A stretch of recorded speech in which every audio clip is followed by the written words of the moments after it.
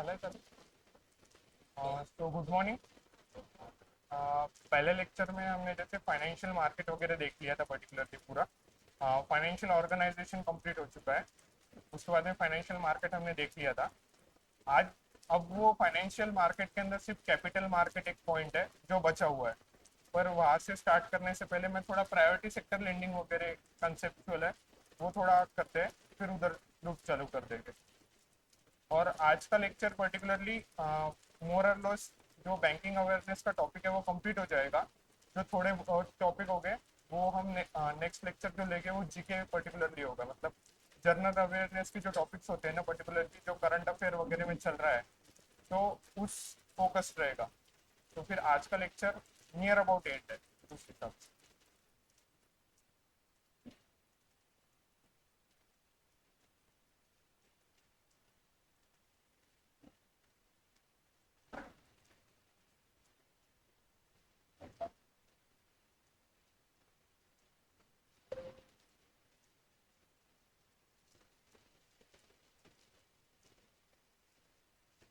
तो priority sector lending नाम से क्या ध्यान आ रहा है, क्या ध्यान में आ रहा है पर्टिकुलरली आपके? प्रायोरिटी सेक्टर लेंडिंग, तो क्या ध्यान में आ रहा है आपके? थोड़ा सोचिए, मतलब सही रहेगा। जैसे एक, मतलब एग्जांपल देने के हिसाब से मैं ऐसा बोल सकता हूँ कि आपको सबको घर से पैसे आते होंगे, है ना? तो उस हिसाब से आपकी एक प्रायोरिटी लिस्ट बनती होंगी कि यहाँ ये पैसे खर्चा करने हैं। ठीक है। तो वैसे ही बैंक्स का भी है पर्टिकुलर। जैसे आपको घर से पैसे आएंगे, या फिर और आप दूसरे बहुत काम करते होंगे कुछ, मतलब पार्ट टाइम जॉब या फिर पर्टिकुलरली कुछ करते होंगे जिससे इनकम आता होगा। फिर इनकम आने के बाद में आपका खर्चा होता होगा, तो एक लिस्ट बनती होगी। जैसे मैं मेरी लिस्ट बनाऊंगा अगर प्रायोरिटी की, प्रायोरिटी पता ही होगा आपको क्या रहता है। कोई ना कोई होगा आपका प्रायोरिटी, मतलब चीजें रहती है वैसे। तो प्रायोरिटी लिस्ट भी वैसी होती है खर्चे की। तो मेरी प्रायोरिटी लिस्ट में पहले आएगा कि भाई लाइब्रेरी की फीस भरना है। सेकंड प्रायोरिटी लिस्ट में आएगा कि भाई जिम के पैसे देना है। फिर जिम रिलेटेड थोड़ा खर्चा होता है, थोड़ा बहुत प्रोटीन प्रोटीन वगैरह तो इतना नहीं है बजट, तो फिर कुछ ना कुछ पैसे खर्चा हो गए, फिर उसमें जाएंगे, मतलब ऐसा लिस्ट बनेगा पर्टिकुलरली। और फिर बुक्स वगैरह पे खर्चा वगैरह वगैरह ऐसे सब चीजें चलेंगी। तो उस हिसाब से इसका भी रहता है, एक प्रायोरिटी सेक्टर लेंडिंग होता है। ओके। जो बैंक्स के लिए रिलेटेड होता है, और आपको अभी समझेंगा कि वो बैंक रिलेटेड क्यों होता है। लेंडिंग मतलब लोन वगैरह, एक ब्रॉड वे में आपको पता है। प्रायोरिटी सेक्टिंग लेंडिंग में क्या होता है, जैसे देश आज़ाद हुआ था, हमने हिस्ट्री ऑफ बैंकिंग देखा कि कैसे बैंक आए, फिर कैसे नेशनलाइजेशन हुआ, फिर कैसे रीजनल रूरल बैंक आए, ये सब चीज़ें आपको पता है। अगर नहीं पता है तो रिवाइज कर लेना। तो मोर और लेस आपके नोट्स में ये चीज़ें कवर्ड है। पर इसके बाद में नेक्स्ट क्या हो गया था, दिखाई दे रहा था कि भाई जो पब्लिक सेक्टर बैंक भी है, वहाँ का भी जो फंड है वो पर्टिकुलरली एक पर्टिकुलर क्या बोलते हैं, जो गांव बहुत ज़्यादा डेवलप है, जहाँ पे बहुत अच्छे लोग हैं, जो ज़्यादा पैसे कमाते हैं, जिनका एक हैंडसम अमाउंट ऑफ मनी है उनके हाथों में, उन्हीं को बैंक लेंड कर रही थी, पैसे दे रही थी। फिर ऐसा देखने में आ गया कि भाई अगर जो पर्टिकुलर कमजोर वर्ग है, अगर उन तक लोन पहुंचा ही नहीं तो फायदा नहीं होगा उस चीज़ों का। तो फिर जैसे मैंने आपको बताया कि नेशनलाइजेशन इंदिरा गांधी जी ने किया था। फिर बहुत सारी चीज़ें रीजनल रूरल बैंक में भी इंदिरा गांधी जी का हाथ था। तो ये प्रायोरिटी सेक्टर लेंडिंग है जिसमें प्रायोरिटी लिस्ट होती है, एग्रीकल्चर सेक्टर बाकी सब चीज़ें। तो ये भी थोड़ा सा वीकर सेक्शन के उधर झुका हुआ है। तो आपको क्या लगता है ये भी किसने लाया होगा? इंदिरा गांधी जी ने लाया था। मोरारजी देसाई ने इस चीज पे बात छेड़ी थी कि भाई रूरल सेक्टर के और फंड जाना चाहिए, ये सब चीजें चल रही थी।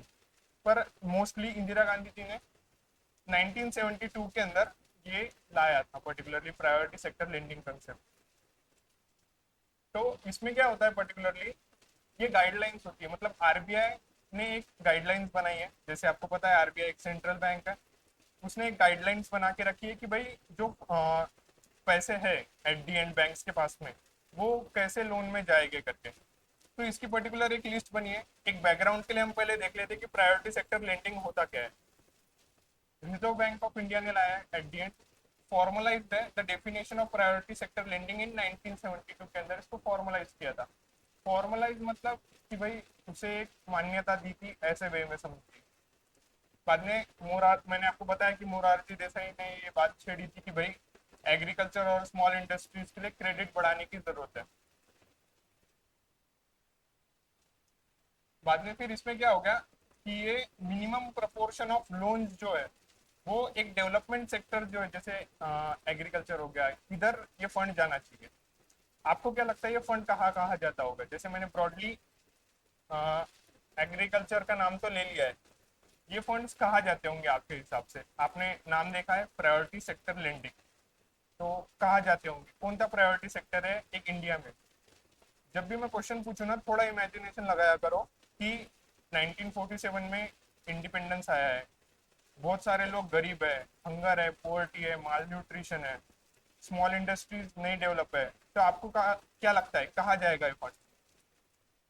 और कहाँ कहाँ? एग्रीकल्चर छोड़ के, जैसे अभी मैं बोल मतलब एक कॉमन सेंस की बात है कि ये क्या बोलते हैं उसको, दारू की दुकानें खोलने के लिए नहीं जाएगा फंड कि भाई उसके लिए लोन मिलेगा, ऐसा नहीं होगा। या फिर सट्टाबाजी जहाँ पे हो रही होगी वहां पे ये पैसे नहीं जाएंगे। तो कहा जाएगा? प्रायोरिटी सेक्टर क्या था अपना इंडियन इकोनॉमी का जब उसका इंडिपेंडेंस हुआ है भाई उस टाइम पे? आपके हिसाब से कौन से प्रायोरिटी सेक्टर हो सकते हैं?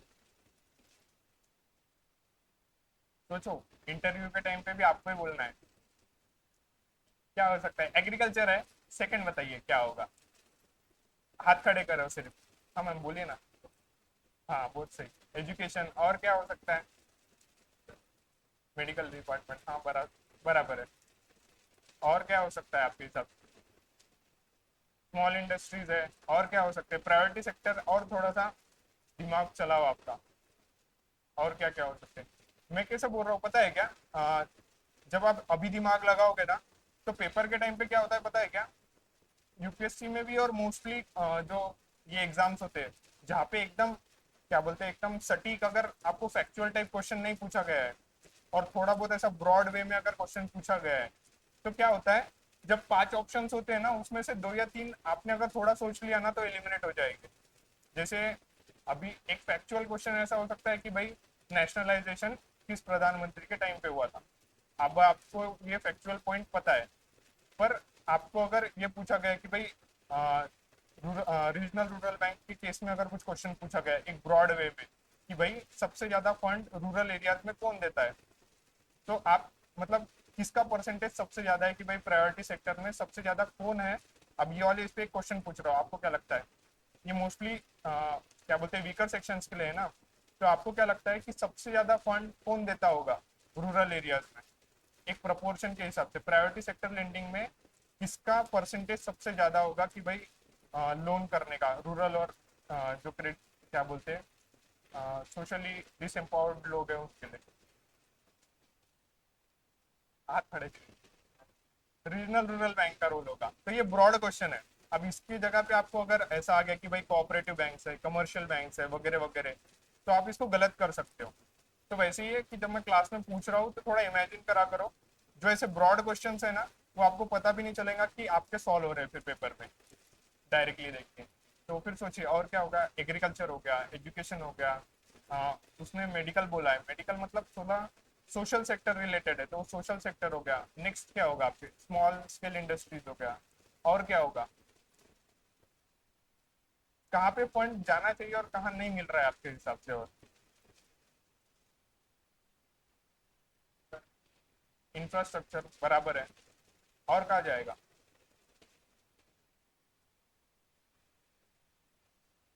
ठीक है, जाने दो, आज के लिए बहुत ज्यादा सोच लिया। तो मोर और लेस ये पीरियोडिकली आरबीआई इसकी लिमिट बढ़ाता है। तो ये इसकी लिस्ट है। अब ये लिस्ट रटने की जरूरत नहीं पड़ेगी आपको अगर आपने सोचा है, क्योंकि एग्रीकल्चर आपको पता है। आपने ये पॉइंट दिया था कि micro small and medium enterprises, बाद में एक्सपोर्ट क्रेडिट। एक्सपोर्ट के लिए क्रेडिट मैंने आपको बताया था कि एक्सपोर्ट का कितना बड़ा इंपॉर्टेंस होता है कोई भी इकोनॉमी के अंदर, क्योंकि फिर पैसे आएंगे, मैन्युफैक्चरिंग बढ़ेंगी, एम्प्लॉयमेंट क्रिएट होगा, ये सब चीज़ों के हिसाब से। वो है। फिर एजुकेशन का आपने नाम सुना था, आपने घर छोड़ दिए थे। देख लेना। घर मत छोड़ो, घर में रह रहे हो तुम। बाद में सोशल इंफ्रास्ट्रक्चर मतलब कि जैसे मेडिकल बोला उसने, या फिर और भी थोड़ा इंफ्रास्ट्रक्चर है जो पब्लिक सेक्टर मतलब लोगों के लिए रिलेटेड है, उस पे वो खर्चा होगा। Renewable energy, wind energy, solar energy वगैरह, ये जो चीजें बढ़ रही है जहाँ पे पैसे नहीं आ रहे। आपको पता है जो कोयले से इलेक्ट्रिसिटी प्रोड्यूस होती है ना, उसमें कम पैसे जाते हैं as compare to with respect to solar energy. और क्योंकि इसके मतलब आप पूरा इंफ्रास्ट्रक्चर लोगे ना उसका, उधर तो पूरा एक कंपनी बनी है, वो बराबर कोयले डाल रहे हैं वगैरह सब चीजें, और उससे चल रही है सब चीजें। पर आपको आपका खुद का सेटअप लगाना है। ये सोलर एनर्जी, विंड एनर्जी में भी बहुत लोगों का मतलब उतना प्रपोर्शन में नहीं है, इसलिए फिर यहाँ पे फंड नहीं जाएगा। इसलिए भी फिर रिन्यूएबल एनर्जी को फंड मिलना चाहिए।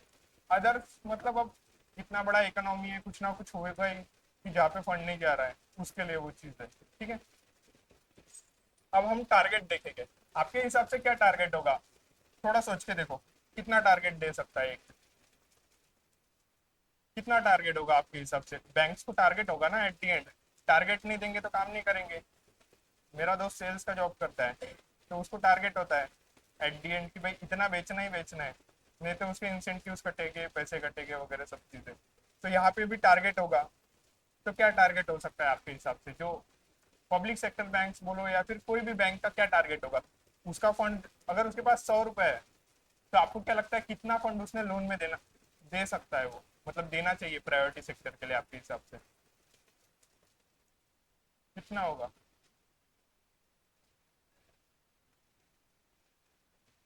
40% है। मतलब देखिए, जो डोमेस्टिक बैंक्स है अपने, और जो फॉरेन बैंक्स है ना, जिनके 20 बैंक्स के ऊपर मतलब ब्रांचेस है यहाँ पे इंडिया में, फॉरेन के बैंक्स, उनको 40%,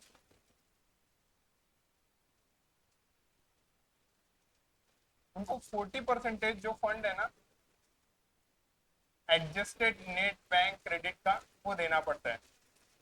आपको क्या लगता है कि ये काफी बड़ा अमाउंट तो नहीं हो रहा है ना? ऐसा लग रहा होगा 40% मतलब, क्योंकि 20% इसी में का उनको फिर SLR वगैरह के लिए भी मेंटेन करना पड़ता है, फिर CRR पे उनको मेंटेन करना पड़ता है ना?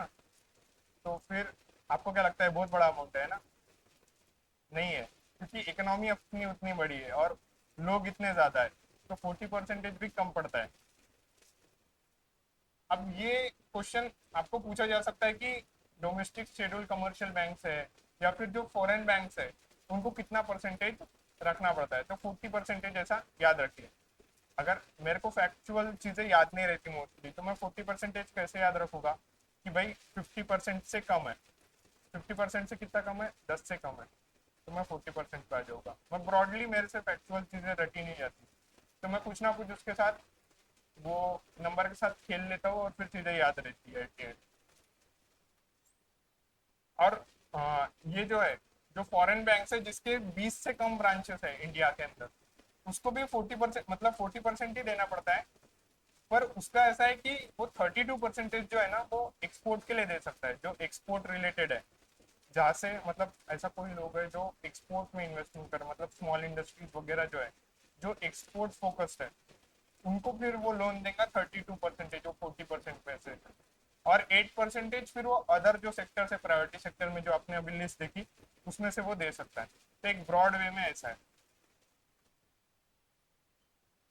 अब आगे की भी चीजें हैं। जो प्राइमरी अर्बन कोऑपरेटिव बैंक्स हैं, उनको भी 40% देना पड़ता है। और उनका कैसा है कि वो इंक्रीज किया जा सकता है 75% तक।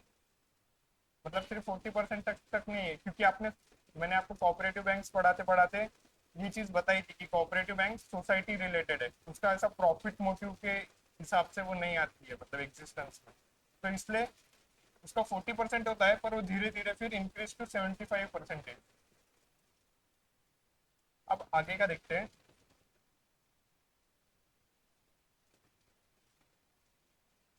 अब ऐसा भी हो सकता है, बैंक ऐसा भी बोल सकती है कि भाई हमारे इधर जो ये प्रायोरिटी सेक्टर के लोग हैं, वो आए ही नहीं करके लोन लेने के लिए। ऐसा सोच के देखिए कि प्रायोरिटी सेक्टर के लोग जो होते हैं, एग्रीकल्चर, स्मॉल इंडस्ट्रीज वगैरह, इसमें से लोग ही नहीं आ रहे बोले कि भाई हमारे पास से लोन लेने को। तो फिर उनको बख्श दिया जाएगा क्या बैंक, क्योंकि भाई आपके पास लोन लेने कोई नहीं आया है, फिर आपको जरूरत नहीं है कि भाई 40% लोन आपको देना चाहिए, ऐसा तो नहीं होगा है ना। तो क्या हो सकता है आपके हिसाब से, अगर बैंक के पास लोग, हम जैसे लोग हैं जिनको 40% लोन मिलने वाला है, ठीक है, और सोचिए हम में से कोई लोन लेने गया ही नहीं उनके पास, तो फिर जो 40% का उनका अमाउंट है ना बैंक का, कि भाई इतने पैसे इन्होंने देना चाहिए पर्टिकुलरली प्रायोरिटी सेक्टर को, तो उतना बैंक के पास देना ही नहीं हुआ बैंक का, फिर क्या होगा, उसके लिए भी कुछ ना कुछ करे होगे। हमारे इधर तो लोग, मतलब जब डिमोनेटाइजेशन हुआ था तब भी जुगाड़ देख लेते थे कि भाई मैंने मेरे पैसे कैसे, मतलब अगर उसके पास 2 नंबर के भी पैसे हो। मैंने एक सुना था कि क्या हो गया था, रेलवे टिकट्स थी, दिल्ली टू शायद से, एक लंबा सफर था पूरा, शायद से मुंबई टू वेस्ट बंगाल थी, तो उसका एक अच्छा खासा अमाउंट था कि भाई क्या बोलते हैं, 1,000 2,000 रुपये, 2 ढाई हज़ार रुपये टिकट होगा अच्छे मतलब गाड़ी का। तो उसने क्या किया था वो बंदे ने, उसके पास जो पैसे थे, उसने क्या किया, अब उस टाइम पे डिमोनेटाइजेशन आ गया, फिर उसने कम से कम 1,000 2,000 टिकट ले लिए रेलवे के, और फिर बाद में क्या हो गया, अब कैंसलेशन विंडो रहता है, फिर उसने कैंसिल कर दिए, फिर वो पैसे उसको वापस आ गए, फिर इस हिसाब से उसके जो पैसे थे वो लीगलाइज्ड हो गए। तो फिर हम विंडो ढूंढ लेते हैं, हमारा देश आधा से ज्यादा जुगाड़ पे चल रहा है, मतलब कोई नया काम नहीं कर रहा है, कॉपी पेस्ट ढूंढता है आदमी यहाँ पे, मतलब कोई भी दुकान देख लो, मतलब महालक्ष्मी जो मूर्तियां मिल रही, हाँ मतलब अब पूरे मतलब नहीं आए होंगे, पर भाई उसके पैसे लीगल तो हो गए कुछ अमाउंट में, वैसे तो पूरे ही चले जा रहे थे ना एट दी एंड। तो ऐसे विंडोज है बहुत सारे, हर चीज में कोई ना कोई एक विंडो होता है। जैसे आपको कंप्यूटर वगैरह के बारे में, लैपटॉप वगैरह के बारे में ज्यादा समझता नहीं होगा, समझता हूँ तो मेरे को नहीं पता, अगर नहीं समझता हूँ और आप लैपटॉप की दुकान में गए, तो वो आपको इजीली पागल करार, मतलब पागल बना सकता है, क्योंकि आपको पता ही नहीं इसके अंदर क्या चीजें चल रही है। तो वैसे ही होता है कि अब प्रायोरिटी सेक्टर लेंडिंग का भी 40% का दिया है कि भाई 40% देना चाहिए। फिर आरबीआई इनसे बहुत ज्यादा होशियार है, आरबीआई ने क्या बोल दिया कि भाई अगर ये फंड आप नहीं दे पाओगे, मतलब 40% अगर फंड नहीं दिया गलती से, कुछ हो गया कि भाई उस वजह से फंड नहीं देने आया, तो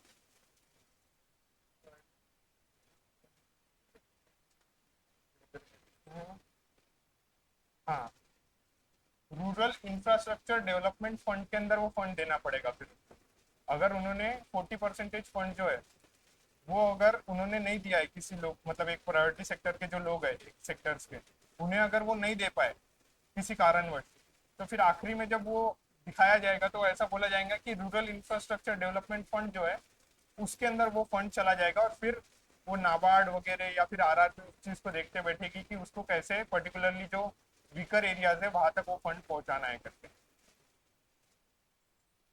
अब प्रायोरिटी सेक्टर लेंडिंग सर्टिफिकेट, मेरे को ये पता है कि बहुत लोगों ने बहुत सारे काम किए यहाँ पे स्कूल वगैरह में, जिसके वजह से आपको सर्टिफिकेट वगैरह मिला होगा, है ना। ये फैन चालू कर दो।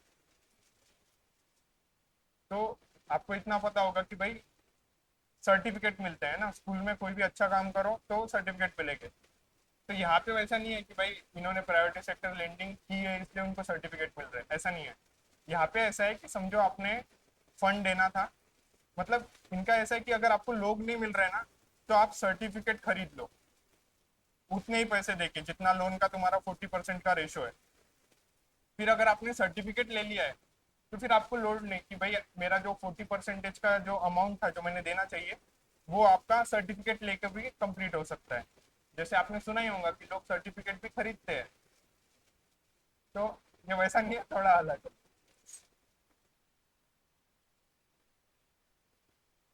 अब रिसेंटली थोड़े चेंजेस आए हैं यहाँ पे, आपको क्या लगता है, अब तो ये प्रायोरिटी सेक्टर लिंकिंग आपके हिसाब से एक पहले विंडो में आपने जो देखा है कि भाई क्या है क्या नहीं है, तो आपको ऐसा लग रहा होगा सब सही है यहाँ पे, एग्रीकल्चर को फंड मिल रहा, एजुकेशन को फंड मिल रहा, सोशल सेक्टर्स को फंड मिल रहा है, सब सही है ना। अब क्या जरूरत आन पड़ी होगी कि अभी के टाइम पे ये सोचा जा रहा है आरबीआई की तरफ से कि इसको और इम्प्रूव किया जाए, क्या लगता है कहाँ पे फंड नहीं जा रहा होगा आपके हिसाब से। या फिर क्या एक लूप होल रह सकता है किसी चीज में। और इतना मत सोचो, थोड़ा टेक्निकल है। यहाँ पे ऐसा है कि समझो जो डिस्ट्रिक्ट है ना, अब कुछ कुछ ऐसे भी डिस्ट्रिक्ट है जहाँ पे फंड नहीं जा रहा है, मतलब जिनका जो एवरेज है, समझो एक डिस्ट्रिक्ट है, ओके, ऐसे 4-5 डिस्ट्रिक्ट है टोटल। एक स्टेट में सपोज करिए 10 डिस्ट्रिक्ट है, ओके, 10 डिस्ट्रिक्ट है, और उसमें से 4 डिस्ट्रिक्ट पैसे वाले लोगों के, कि उनके पास बहुत पैसा है, सब चीजें है, और दो ऐसे डिस्ट्रिक्ट है जहाँ पे फंडिंग, मतलब बहुत ऐसे गरीब लोग है वहाँ पे। तो बैंक क्या करेगी, जो ये 4 डिस्ट्रिक्ट है जहाँ पे अच्छे खासे पैसे वाले लोग हैं, उनको फंड देंगे, उनके जो 40% का विंडो है उसमें से। तो फिर ये क्या हो जाएगा, एट दी एंड वही हो जाएगा कि जो रूरल एरिया, मतलब जो पर्टिकुलर एक ऐसा सेक्शन है जिनको फंड मिलना चाहिए, वहाँ फंड नहीं मिल रहा है, ओके। तो फिर इस टाइम पे आरबीआई ने सोच के एक चीज लाई है कि जो ये दो जो डिस्ट्रिक्ट मैंने आपको बताया जो वीकर एरियाज है, जो उनको फंड देगा उसको 125% मोर वेट मिलेगा। अब अभी आप थोड़ा समझ नहीं आ रहा होगा आपको कि भाई 125% वेट मतलब क्या। मतलब इसको इस हिसाब से समझिए कि समझो आप दो लोग हैं, मैं हूँ और मेरा भाई है, मेरे पास बहुत पैसे हैं। तो आप क्या कर रहे हैं, आपको पता है कि मैं आपका लोन चुका सकता हूँ, तो आप सिर्फ मेरे को ही फंड दोगे। पर अब क्या कर दिया, जो फंड देने वाला था उसको आरबीआई ने क्या बोल दिया, भाई अगर तू इसके भाई को लोन देगा, तो उसमें कैसा हो जाएगा कि अगर तूने इसके भाई को अगर 10 रुपए लोन दिया, तो हम ऐसा कंसिडर करेंगे कि भाई तूने 12.5% लोन दिया है करके।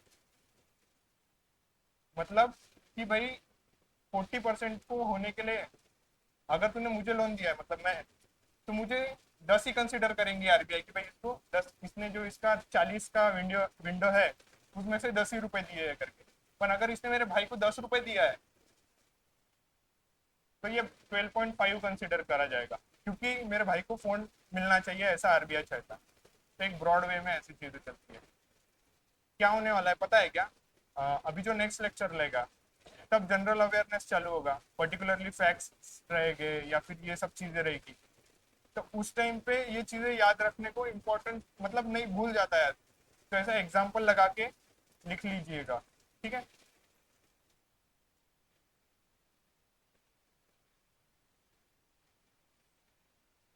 अब हमने ये देख लिया कि भाई ये ऐसा है, और इसमें हाई लोन अवेलेबिलिटी जो मोर देन 4,000 पर पर्सन है जहाँ पे, उसको अगर वेट कर रहे होंगे तो फिर 90% मिलेगा, और अगर वहाँ पे कर रहे होंगे तो 125% मिलेगा, जहाँ पे लो अर्निंग, मतलब जिनका एवरेज जो है वहाँ पे लोन मिलने का डिस्ट्रिक्ट में वो कम है वहाँ पे, ऐसा।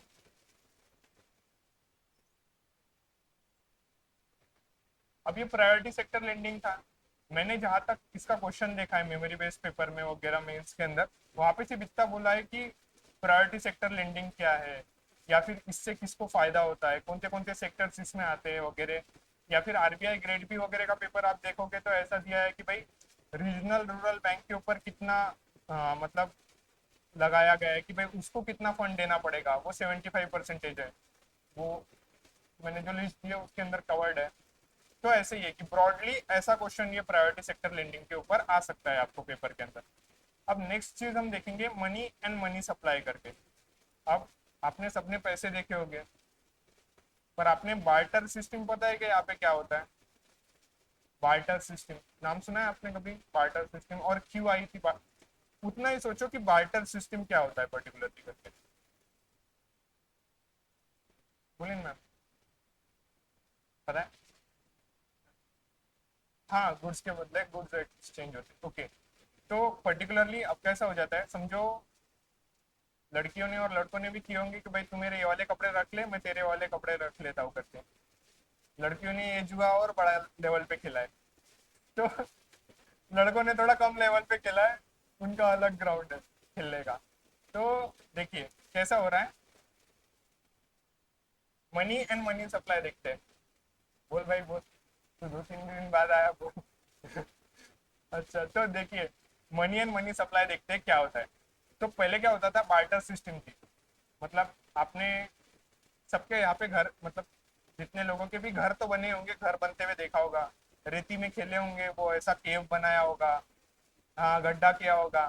तो आप बहुत लोगों ने यहाँ पे स्नेल्स वगैरह भी मतलब जमा किए होंगे, उसके अंदर से शंख वगैरह निकलते हैं ना, वो भी देखे होंगे आपने।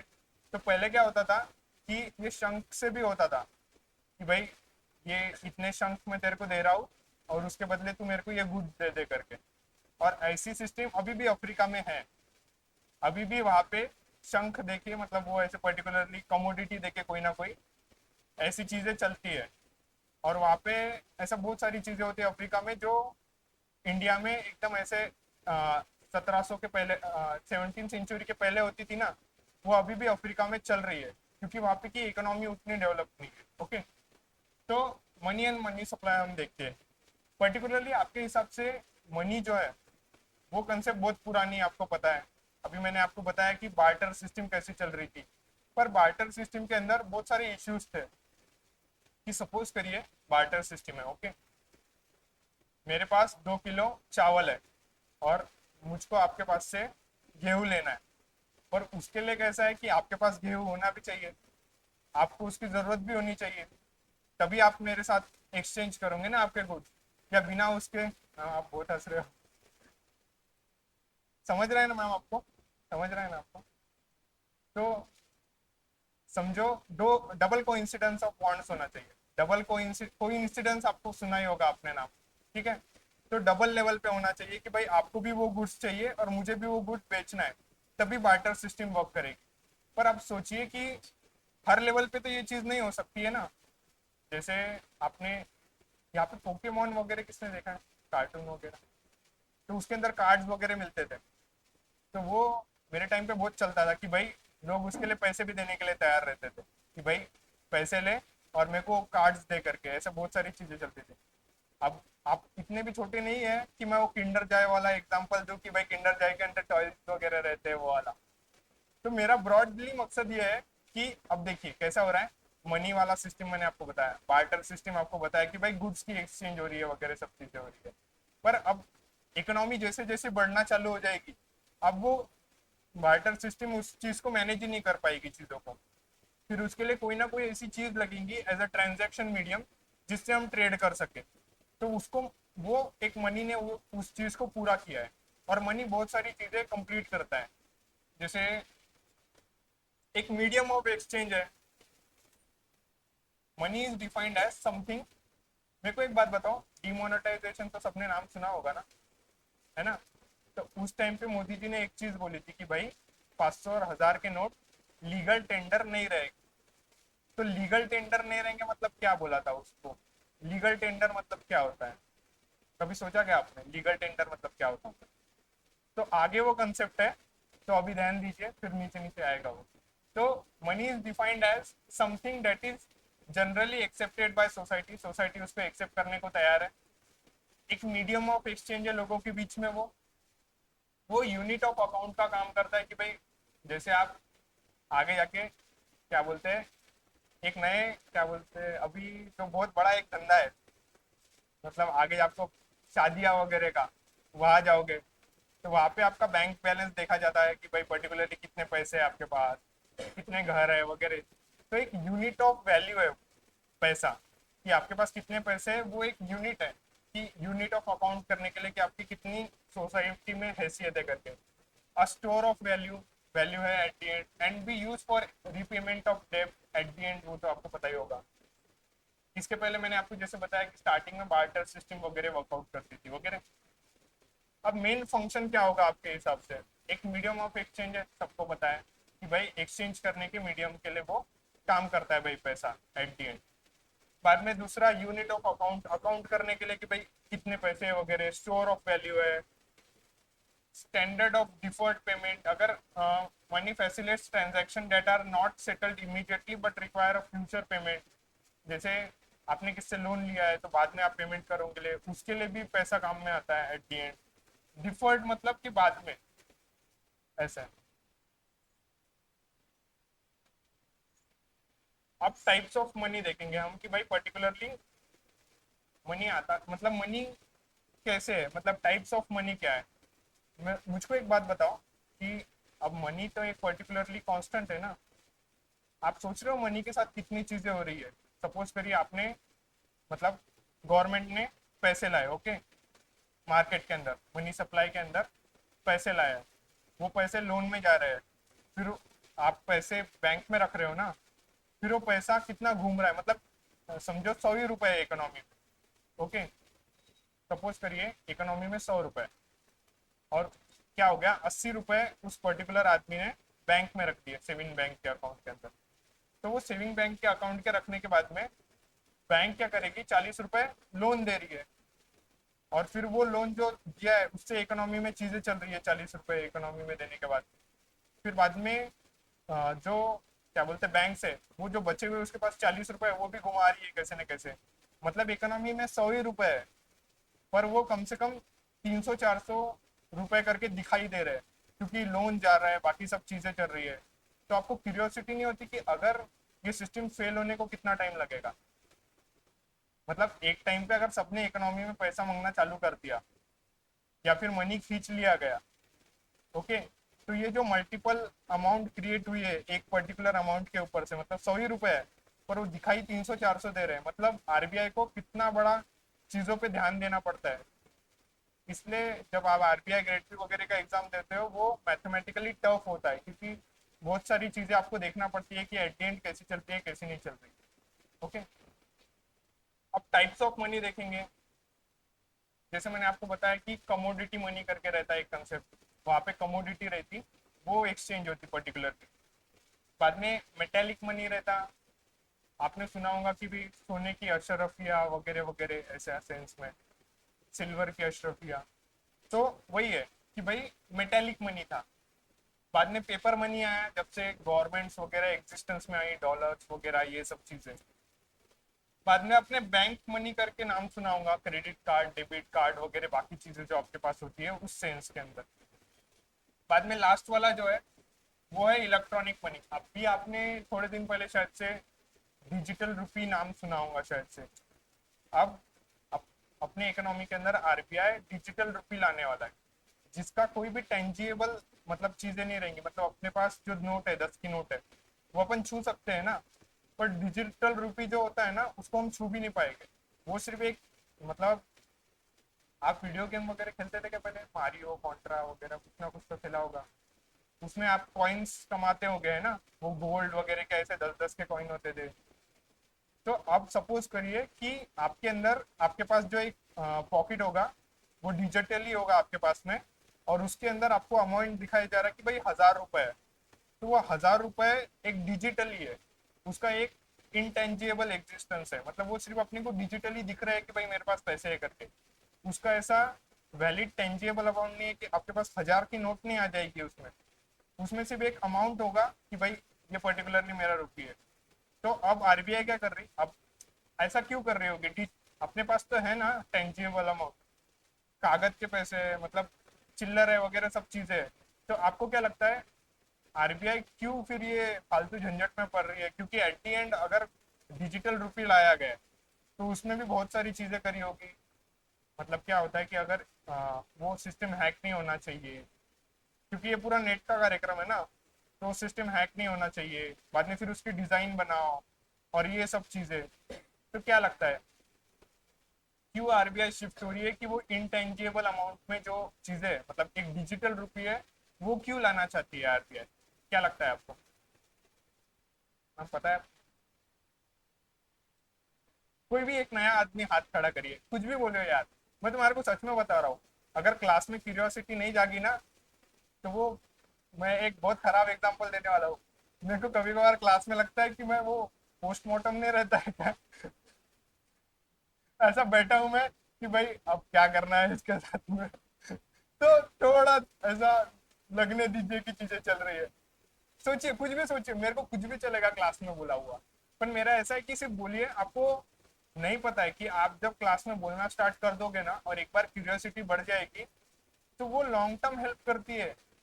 जैसे मैं कल पोस्ट ऑफिस गया था, ओके, तो 1 बज के 30 मिनट्स हो गए थे, उनका ब्रेक खाना खाने का आधे ही घंटे का था। पर वो आए वहां पे 145 पे।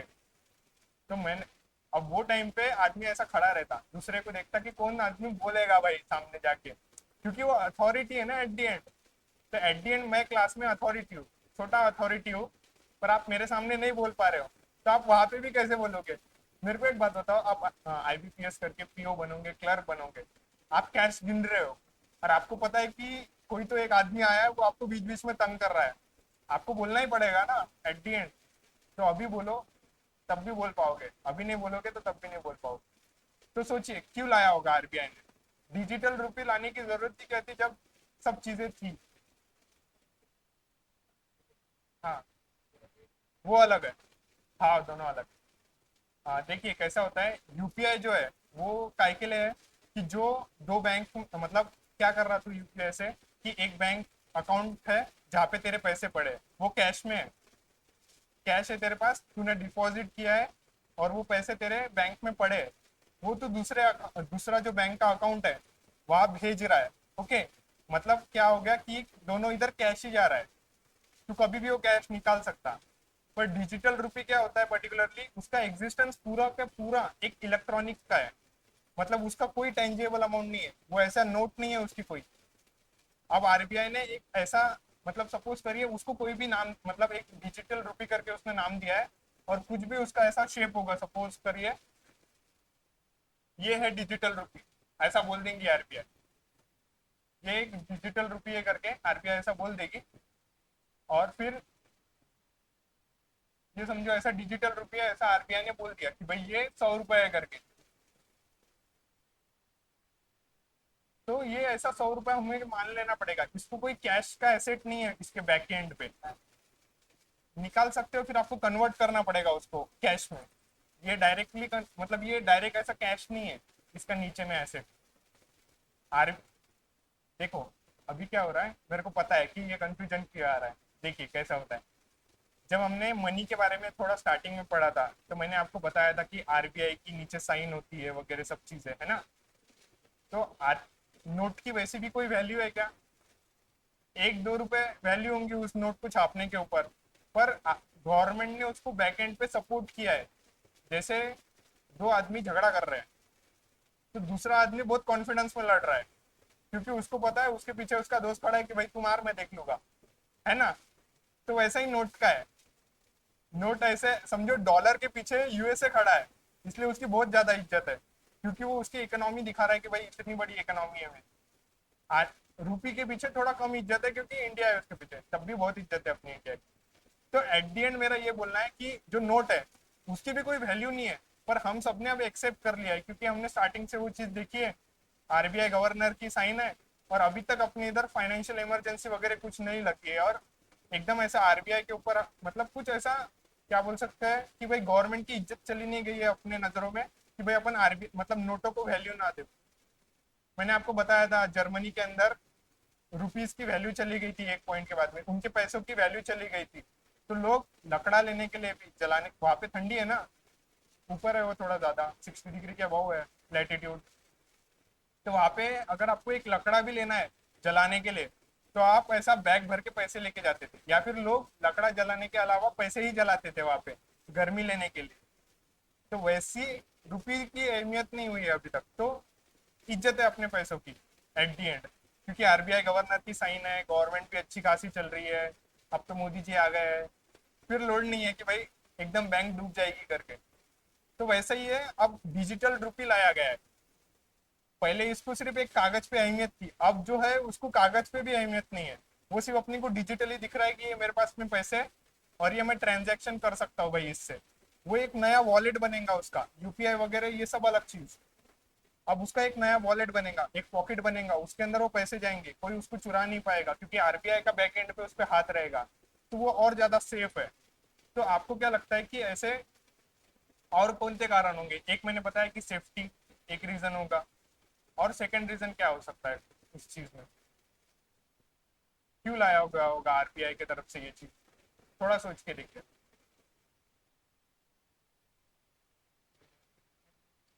तो आरबीआई इसलिए भी लाया है क्योंकि देखो, मैंने आपको बताया कि आरबीआई ने नोट बनाया, नोट के अंदर उस नोट को बनाने के लिए जो इंक लगती है या फिर बाकी चीजें जो चलती है उसके लिए भी पैसे लगते हैं।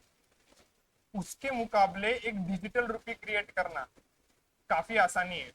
आपको पता है जो बाहर के फॉरेन एम्बेसडर्स वगैरह आ रहे हैं ना, वो एकदम चौंक जाते कि भाई इंडिया, उसने भाजी वालों के पास में भी क्यूआर कोड लगा दिया करके। क्यूआर कोड से पेमेंट कर रहे हो ना आप भाजी वाले के पास में भी। मैं वो दिन दूर नहीं कि भाई भिखारी भी क्यूआर कोड लेके बैठेगा कि भाई आज क्या, क्योंकि अपन उसको बोल ही रहे हैं कि भाई मेरे पास पैसे नहीं है, पैसे नहीं है, कैश नहीं है। एक पॉइंट पे वो दिन भी आने वाला है कि क्यूआर कोड स्कैन होगा हर जगह पे, क्योंकि इतना एक्सेप्टेंस आ गया। और कितने दिन में आया ये एक्सिस्टेंस में? हार्डली हार्ड 5 6 साल 7 साल। और ये 2 3 साल में तो कोरोना के टाइम से तो कुछ और भी ज्यादा चीजें बढ़ गई है ना? तो फिर सोचिए, डिजिटल रुपी जब आ जाएगा, मतलब अब मतलब कैश ही ज्यादा आएगा नहीं, तो उतना फिर खर्चा नहीं लगेगा, डिजिटली लोग एक्सेप्ट कर लेंगे। और अपना डिजिटल लिटरेसी कितनी बढ़ जाएंगी लोगों की, वो सोच के देखिए एक पॉइंट पे आपकी भाई। हमारे लोग सबसे पहले, इंडिया के लोग डिजिटली एक्सेप्टेंस कर रहे, जो एक टाइम पे बैलगाड़ी चलाते थे। और यूएसए वगैरह में अभी भी उनके डॉलर का महत्व है, वो हर जगह पे डॉलर्स वगैरह ही देना चालू है उनका। देखिए कितना बड़ा सब चीजें चल रही है, एक ब्रॉड वे में समझा करिए।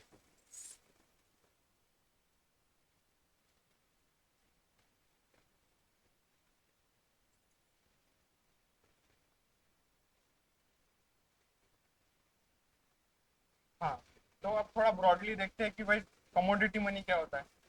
कमोडिटी मनी मैंने आपको बताया स्टार्टिंग में कि भाई कमोडिटी है कोई ना कोई, जो कोई भी बोल सकते हैं। आपको पता है जो एक होता है, मतलब जिससे चॉकलेट्स बनती है ना, मेरे को उसका नाम याद नहीं आ रहा। हाँ, चॉकलेट बीन्स वगैरह, पर उसको एक पर्टिकुलर टर्म है, मेरे को याद नहीं आ रहा। उससे भी लोग ट्रेड करते हैं कि भाई मैं तेरे को चॉकलेट्स बीन दे रहा हूँ और तू मेरे को ये पर्टिकुलर गुड्स दे दे, क्योंकि चॉकलेट की अच्छी खासी इंपॉर्टेंस है, कैडबरी वगैरह बन रही है उससे, ये सब चीजें। तो फिर ये कमोडिटी मनी है जिसके अंदर गोल्ड सिल्वर कॉपर कमोडिटी आएंगे पर्टिकुलरली। बाद में फिर एक मेटेलिक मनी रहता है जिसके अंदर उसकी खुद की वैल्यू है उस मेटल की, जैसे गोल्ड हो गया या सिल्वर हो गया, ब्रॉडली यही सब चीज। अब पेपर मनी के बारे में थोड़ा देखें। पेपर मनी आपने देखा है कि पेपर मनी क्या रहता है क्या नहीं रहता है, आपने नोट देखी होंगी सबने, है ना? तो फिर नोट के बारे में थोड़ा सोचिए कि एक करेंसी नोट है इशूड बाय द गवर्नमेंट और the central bank of a country. अब पेपर मनी तो आपको समझ गया, आपने देखा भी है। पर आपको सोचना है कि लीगल, मतलब लीगल टेंडर जो होता है ना, वो क्या होता है। किसी नोट के पीछे लीगल टेंडर होता है। अब मोदी जी 2016 में आए थे और आधी रात से 500 और 1000 के नोट पर बैन लग गया था, आपने सुना है। और थोड़ा बहुत लोगों ने भुगता भी होगा। तो मुझे ये बताइए कि मोदी जी ये क्यों चीज एम्फेसाइज कर रहे थे कि भाई ये लीगल टेंडर नहीं रहेगा करके। लीगल टेंडर मतलब क्या रहता है, किसी चीज को, अगर किसी नोट को हम ऐसा बोल रहे हैं कि भाई ये एक लीगल टेंडर है भाई इसके पास में, तो क्या होता है पर्टिकुलरली आपके हिसाब से? बोलना क्या। हाँ, अथॉरिटी टाइप बोल सकते हैं, और क्या होता होगा? मेरे को एक बात बताओ, सब ऑटो में बैठे हो ना? बैठे हो। तो आप जब उतरे, सोचो अब क्यूआर कोड वगैरह का जमाना नहीं है, यूपीआई वगैरह नहीं है। सपोज करो यूपीआई भी है, और फिर आपको, मतलब उसको आपने बोला कि भाई क्यूआर कोड दिखा मेरे को, तुझको पे करना है, तो वो नहीं बोल सकता है क्या? सोचो ना एक सेकंड के लिए। बोल सकता है ना, बहुतों को नहीं भी बोला होगा। फिर आपको 2 सेकंड के लिए ऐसा लगा होगा कि अपन भिखारी है क्या क्या, क्योंकि अपने पास में कैश नहीं है ना? 1 सेकंड के लिए लगा ही होगा कि भाई अकाउंट में पैसे है, तब भी एकदम भिखारी जैसा लगता है कभी कभार, कि वो जब तक ट्रांजैक्शन ऐसा टिक नहीं हो जाता है कि भाई पे हो गया है करके स्कैन करने के बाद भी। क्योंकि कभी कभार ऐसा होता है कि your bank is facing some issue, फिर उसके बाद में ऐसा लगता है बैंक इशू फेस नहीं करने वाली, मैं इशू फेस करने वाला हूँ इसके बाद। तो मेरा ऐसा बोलना है कि देखिए, क्यूआर कोड अभी तक लीगल टेंडर नहीं, मतलब सामने वाला उसे नकार सकता है। अब ये वाला केस आपके नोट्स के साथ में नहीं है। समझो आपने किसी को नोट दिया कि भाई ये नोट ले, और तेरे तुझे मुझे 500 मतलब 50 रुपए देना था, ये 100 की नोट है, तू मुझे मेरे पैसे वापस कर करके 50 रुपए, और ये एक्सेप्ट कर। उसने नहीं बोल दिया तो कोई नहीं बोल सकता है क्या? अब मैं ऐसा एम्फोसाइज कर रहा हूँ तो सबको ऐसा ही लगेगा कि नहीं बोल सकता। पर अगर वो नोट फटी रही तो, मेरा ऐसा बोलना है कि लीगल टेंडर मतलब कि भाई सामने के ऊपर मॉरल रिस्पॉन्सिबिलिटी नहीं है, उस पर एक लीगल रिस्पॉन्सिबिलिटी है कि भाई तेरे को ये पैसे लेना ही लेना है ना। तो वो होता है एक लीगल टेंडर। तो जब मोदी जी ने 500 और 1000 की नोट को एक लीगल टेंडर निकाल दिया था कि भाई ये लीगल टेंडर नहीं है अब से, तो तब से ऑटो वाले या फिर कहाँ पे भी मोस्टली जगहों पे मेडिकल दुकानों वगैरह में तो वो चल रही थी नोटें, उसके बाद भी कुछ दिनों तक। पर उसके बाद में 500 और 1000 की नोट चली गई थी मार्केट के अंदर से, तो वो एक लीगल टेंडर नहीं था। तो वही होता है कि लीगल टेंडर मतलब सामने वाले के ऊपर एक ऑब्लिगेशन है कि तुझे लेना ही लेना है करके, ये होता है एक लीगल टेंडर। अब मैंने आपको फियाट ये नाम पहले भी बताया था। फिएट मतलब क्या होता है कि गवर्नमेंट इशूड करेंसी है, और not backed by any physical commodity like gold and silver but by the government that issued it. आपको पता है कि गवर्नमेंट, फिएट मतलब गवर्नमेंट रिलेटेड कुछ ना कुछ होगा, गवर्नमेंट का उसको बैकिंग है, मतलब वो फिएट करेंसी है। अब मैंने आपको जब मनी पढ़ा रहा था या कॉइन्स बता रहा था कि आरबीआई इश्यू करती वगैरह, तब मैंने बताया था कि उसकी कोई इंट्रेंसिक वैल्यू नहीं है करके। जैसे मैं आज रिपीट कर रहा हूँ कि भाई उसकी कोई एक इंट्रेंसिक वैल्यू नहीं है, rather they derive their value from the guarantee provide by the issuing authority.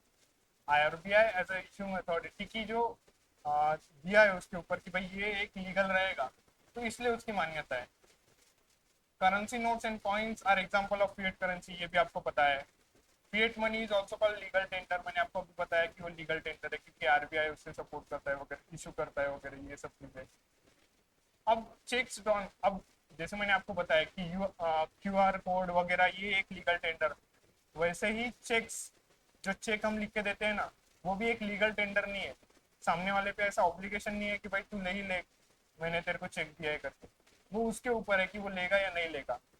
ऐसा क्वेश्चन पेपर में आ सकता है कि भाई कौन सी चीजें एक लीगल टेंडर है, या फिर कौन सी चीज एक लीगल टेंडर है करके। अब उसमें सिर्फ नोट ही आता है, उसमें ना चेक्स आते हैं, ना क्यूआर कोड का पेमेंट आता है, ना पेटीएम का पेमेंट आता है, ना कोई पेमेंट आता है, सिर्फ और सिर्फ नोट या फिर करेंसी आता है।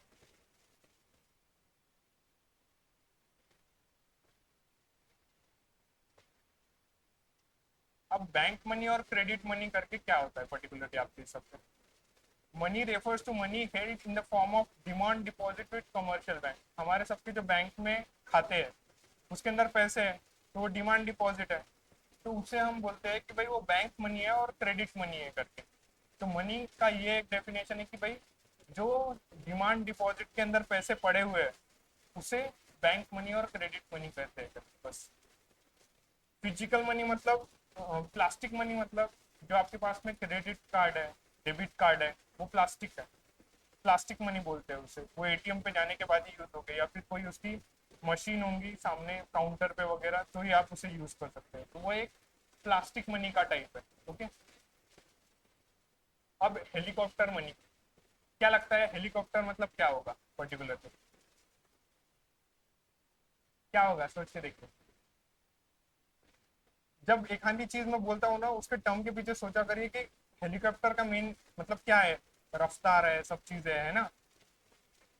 तो अब हेलीकॉप्टर मनी क्या होता है पर्टिकुलरली कि भाई इकोनॉमी में गवर्नमेंट एकदम पैसे देना चालू कर दिए, एकदम छाप कर बहुत सारे पैसे छापे जा रहे हैं, और इकोनॉमी में जो मनी है उसका एग्जिस्टेंस एकदम बढ़ा दिया जा रहा है कि भाई इकोनॉमी में पहले सिर्फ 100 ही रुपए थे, अब डायरेक्ट 1000 रुपए कर दिए। अब वो कैसे करेंगे कि भाई एक तो पैसे छाप कर, दूसरा जो टैक्सेस है जो आप और हम लोग पे कर रहे हैं उसका अमाउंट प्रपोर्शन कम कर दिया कि भाई पहले 100 रुपए टैक्स दिया जाता था, अब सिर्फ 10 ही रुपए टैक्स दिया जा रहा है। उस हिसाब से भी इकोनॉमी में पैसे बढ़ाए जा सकते हैं। अब मैंने आपको जो डिजिटल मनी है, इलेक्ट्रॉनिक मनी बताया ना, वो ये है, और ये यूपीआई वगैरह से अलग है, जो मैंने आपको स्टार्टिंग में बताया कि वो कैसा होता है कैसा नहीं होता। अब हम मनी सप्लाई देखेंगे कि पर्टिकुलरली मनी सप्लाई मतलब क्या होता है।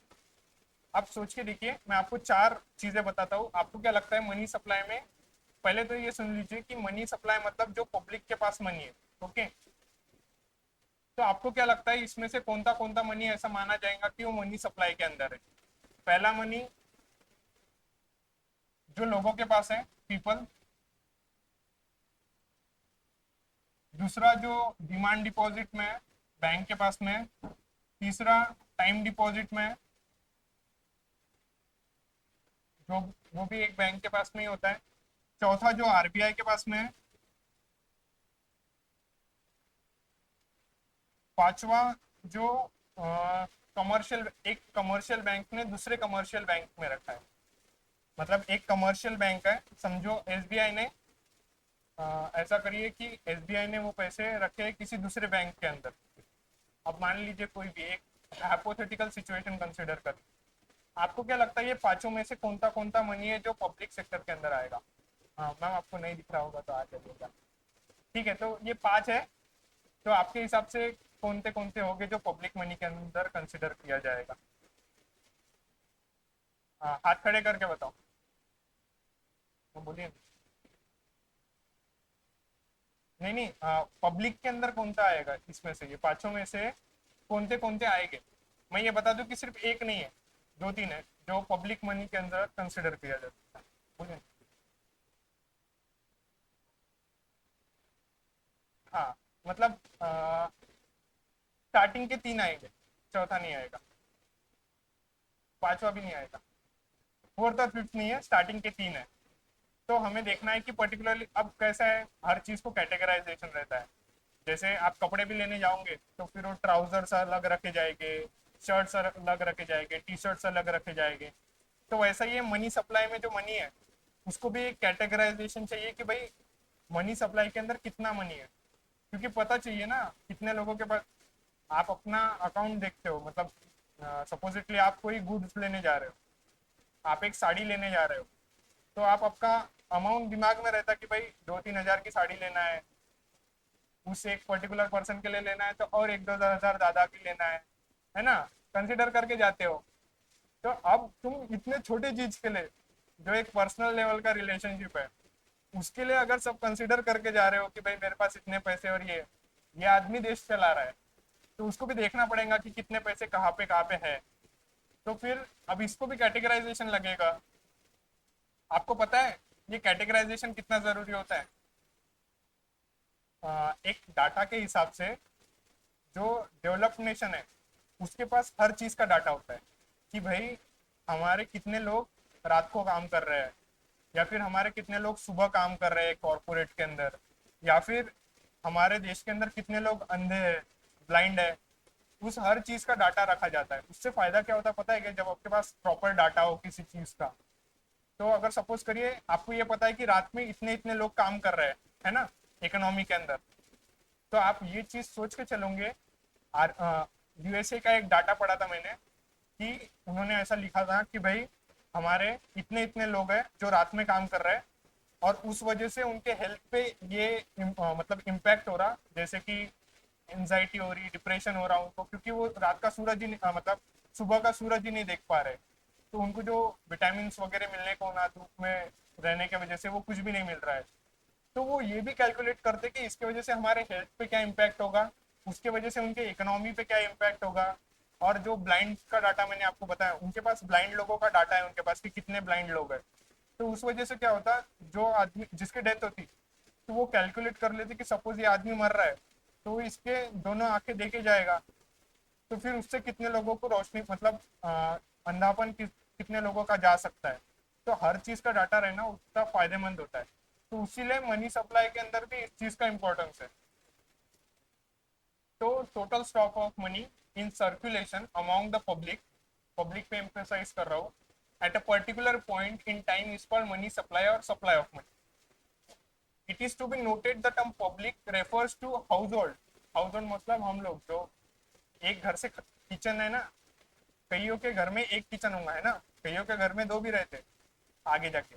तो फिर तो हाउस होल्ड, वो ध्यान में रखना कि भाई हाउस होल्ड चेंज हो जाता है उसमें।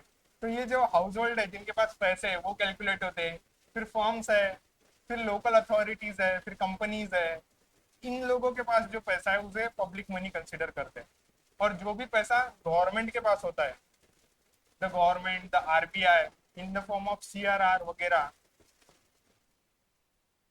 या कमर्शियल बैंक्स के अंदर जो एसएलआर मैंने आपको पढ़ाया था, शायद याद होगा एक दो लोगों को, तो उसे मतलब आरबीआई के पास जो सीआरआर रहता, या फिर बैंक्स के पास में जो एसएलआर रहता, या फिर मैंने जो आपको तीसरी चीज ऊपर बताई, जो गवर्नमेंट के पास पैसे रहते, उसे पब्लिक मनी नहीं कंसिडर किया जाता। जो लोगों के पास है उसे ही पब्लिक मनी कंसिडर किया जाता है। इतना एक याद रखना। अब money forming part of the supply of money, currency notes and coins, demand deposit मैंने आपको बताया, other deposit such as time deposit, term deposit. बाद में फिर जो पोस्ट ऑफिस सेविंग अकाउंट में पैसे रहते हैं वो अलग से कंसिडर होते हैं कि भाई ये भी एक मनी सप्लाई का ही पार्ट है करके, पब्लिक के मनी है करके। Deposit of banks in other banks, RBI except CRR, मतलब एक बैंक दूसरे बैंक में जो पैसा डालती है उसे भी पब्लिक मनी ही कंसिडर किया जाता, पर कि वो सीआरआर नहीं होना चाहिए एट द एंड, ऐसा है अगर वो आरबीआई के पास दे रहा है।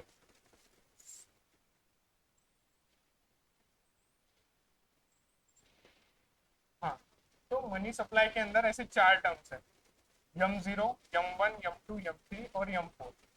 तो मनी सप्लाई मेजर्स क्या मेजर करता होगा वो, to the tools use to measure the supply of money in an economy. अब हमको ये यम 1, यम 0 to यम 4 देखना है। यहाँ पे किसी का इंजीनियरिंग हुआ है क्या, M2 M3, तो कोई बात नहीं, वो यहाँ पे कोई काम में नहीं आता। सिर्फ मैं नाम बता रहा हूँ कि वहाँ पे M2 M3 था, तो यहाँ से कोई रिलेट मत करना कि M2 M3 इससे कोई रिलेटेड होगा। वो मैथ्स वगैरह का पेपर वो अलग है। तो the following parts are to be noted with respect to this money supply measure, कि भाई this measures of the supply of money vary in terms of the liquidity. Liquidity ये मैंने टर्म पढ़ाया था आपको, लिक्विडिटी मतलब मनी होता है करके, उस हिसाब से। तो यम 0 ये एक रिजर्व मनी है। तो ये रिजर्व मनी के अंदर कौन से चीजें आती, कि जो करेंसी इन सर्कुलेशन में, जो लोगों के पास सर्कुलेशन में पैसे है वो, bankers deposit with RBI, RBI के पास में जो बैंकर का डिपॉजिट है वो उसमें आता है, और other deposit with RBI, RBI के पास में जो अदर डिपॉजिट है सीआरआर वगैरह, वो भी चीजें आती है इसमें। पर ये रिजर्व मनी है, इतना बात याद रखिएगा। अब आरबीआई मतलब अदर डिपॉजिट विद आरबीआई मतलब कौन था, deposits of quasi government and other financial institutions including primary dealers, balances in the accounts of foreign central banks and government, accounts of international agencies such as international monetary fund। ये सब चीजें मतलब RBI जहां जहां fund रखता है वो भी चीज रिजर्व मनी में आता है। कितनी बात याद रखिएगा। अब नैरो मनी है, नैरो माइंडेड सुना होगा आपने शायद से, तो उसका भी इसके साथ कोई रिलेशन, तो M1 अरे रिलेट करने के लिए कुछ तो रखना पड़ेगा मेरे को। तो M1 नैरो मनी है। नैरो मनी मतलब कि छोटा सा, ओके, एकदम छोटी सोच, मतलब वो ऐसा। हाँ, तो करेंसी विद द पब्लिक, जो पब्लिक के पास में करेंसी है वो, और net demand deposit held by commercial bank. जो नेट डिमांड मतलब मैंने आपको बताया था कि भाई टाइम डिपॉजिट, सेविंग डिपॉजिट वगैरह, उसका जो नेट रहता मतलब जो बाहर पैसे भेज दिए उसके बाद जो पैसे बचे वो नेट वाला होता है। वैसे नेट मतलब पता है ना आपको, नेट टोटल वगैरह, नेट सुना है आपने, नेट मतलब क्या होता है, इंटरनेट वगैरह वाला नहीं। नेट मतलब कि समझो आपके पास एक अमाउंट है, आपके पास 700 रुपए है, उसमें से कुछ पैसे बाहर चले गए, तो नेट टोटल आपके पास कितने बचे, समझो 100 रुपए आपके बाहर चले गए, तो नेट टोटल आपके पास सिर्फ 600 रुपए बचे। ठीक है, तो नेट मतलब वही होता है। अब यम 2, अब इसमें सबसे ज्यादा लिक्विडिटी है क्योंकि ये एकदम लोगों के पास में है। यम 1 मतलब, यम 2 इज द सम ऑफ यम 1, यम 1 तो है ही उसमें यम 2 में। बाद में जो सेविंग डिपॉजिट है पोस्ट ऑफिस सेविंग बैंक के अंदर, वो भी उसमें कंसिडर होता, ओके, वो होता है M2। बाद में यम 3 मतलब एक ब्रॉड मनी होता है। ब्रॉड मनी मतलब उसमें यम 1 आएगा, उसमें net time deposit with the banking system जो ऊपर में लिया गया है वो भी आएगा, ये टाइम डिपॉजिट है, वो नेट डिमांड डिपॉजिट था। Okay, time deposit demand deposit मैंने पहले क्लासेस में लिया है, शायद याद नहीं आ रहा होगा तो फिर नोट्स थोड़ा रेफर कर लीजिएगा, उसमें अच्छे से कवर्ड है। और यम फोर मतलब कि भाई जो यम थ्री है वो भी उसमें होगा, plus total deposit with post office saving organisation excluding national saving certificate. तो जो यम थ्री है ही उसमें, यम फोर के अंदर, पर जो पोस्ट ऑफिस में जो सेविंग्स जो पैसे है वो भी उसमें कंसिडर होता है, बस इतना याद रखिएगा। ये क्लासिफिकेशन है, इस पे आपको एकदम सटीक क्वेश्चन नहीं आने वाले, पर एक पता होना चाहिए कि मनी किस हिसाब से डिवाइडेड है, लिक्विडिटी किस में सबसे ज्यादा है।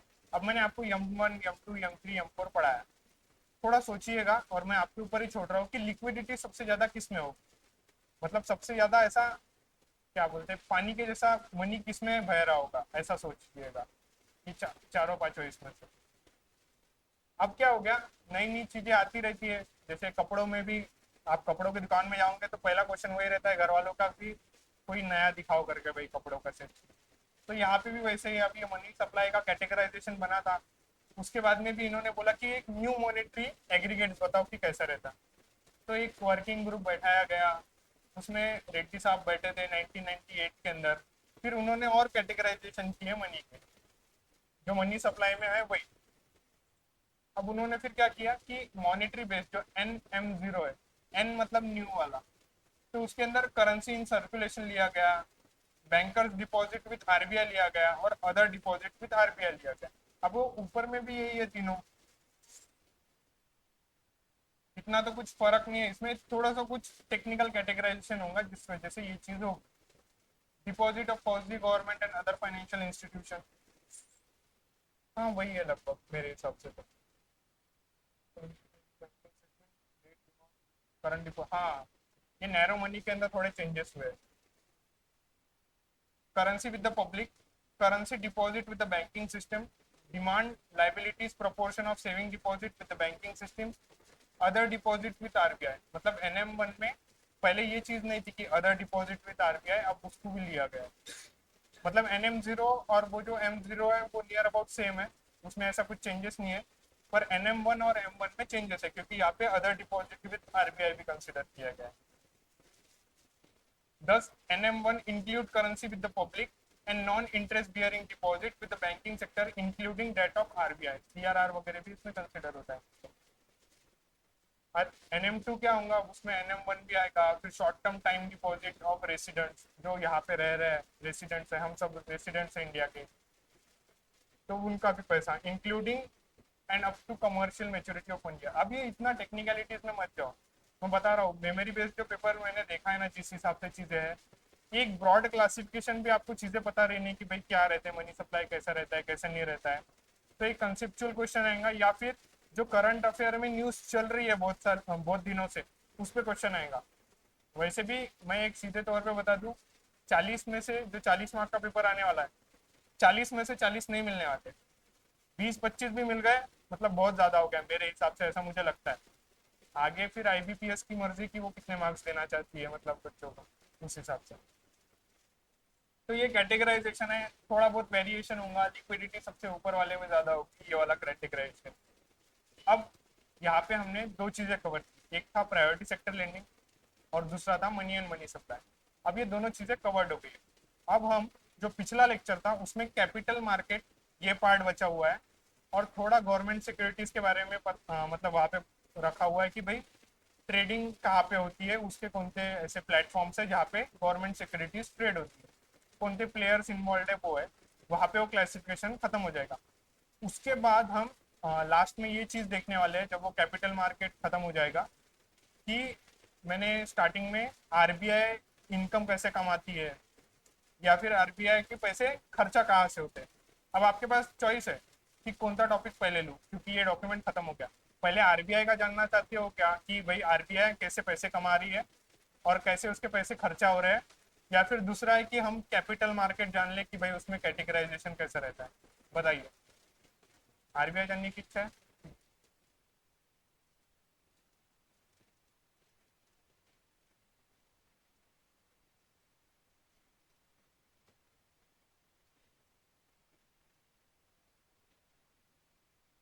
अब देखो ये यहाँ से है पर्टिकुलर पब्लिकेशन ऑफ आरबीआई वगैरह, ये पढ़े गए हो, पर एक सेकंड रुक जाए।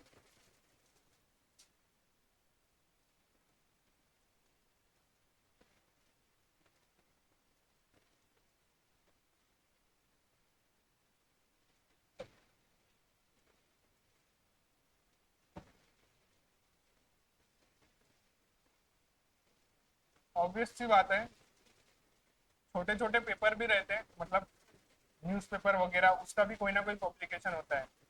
सकाळ आ रहा है तो उसके साथ वो हेलो अमरावती आएगा, या फिर शायद से लोकमत के साथ आता है हेलो अमरावती वगैरह।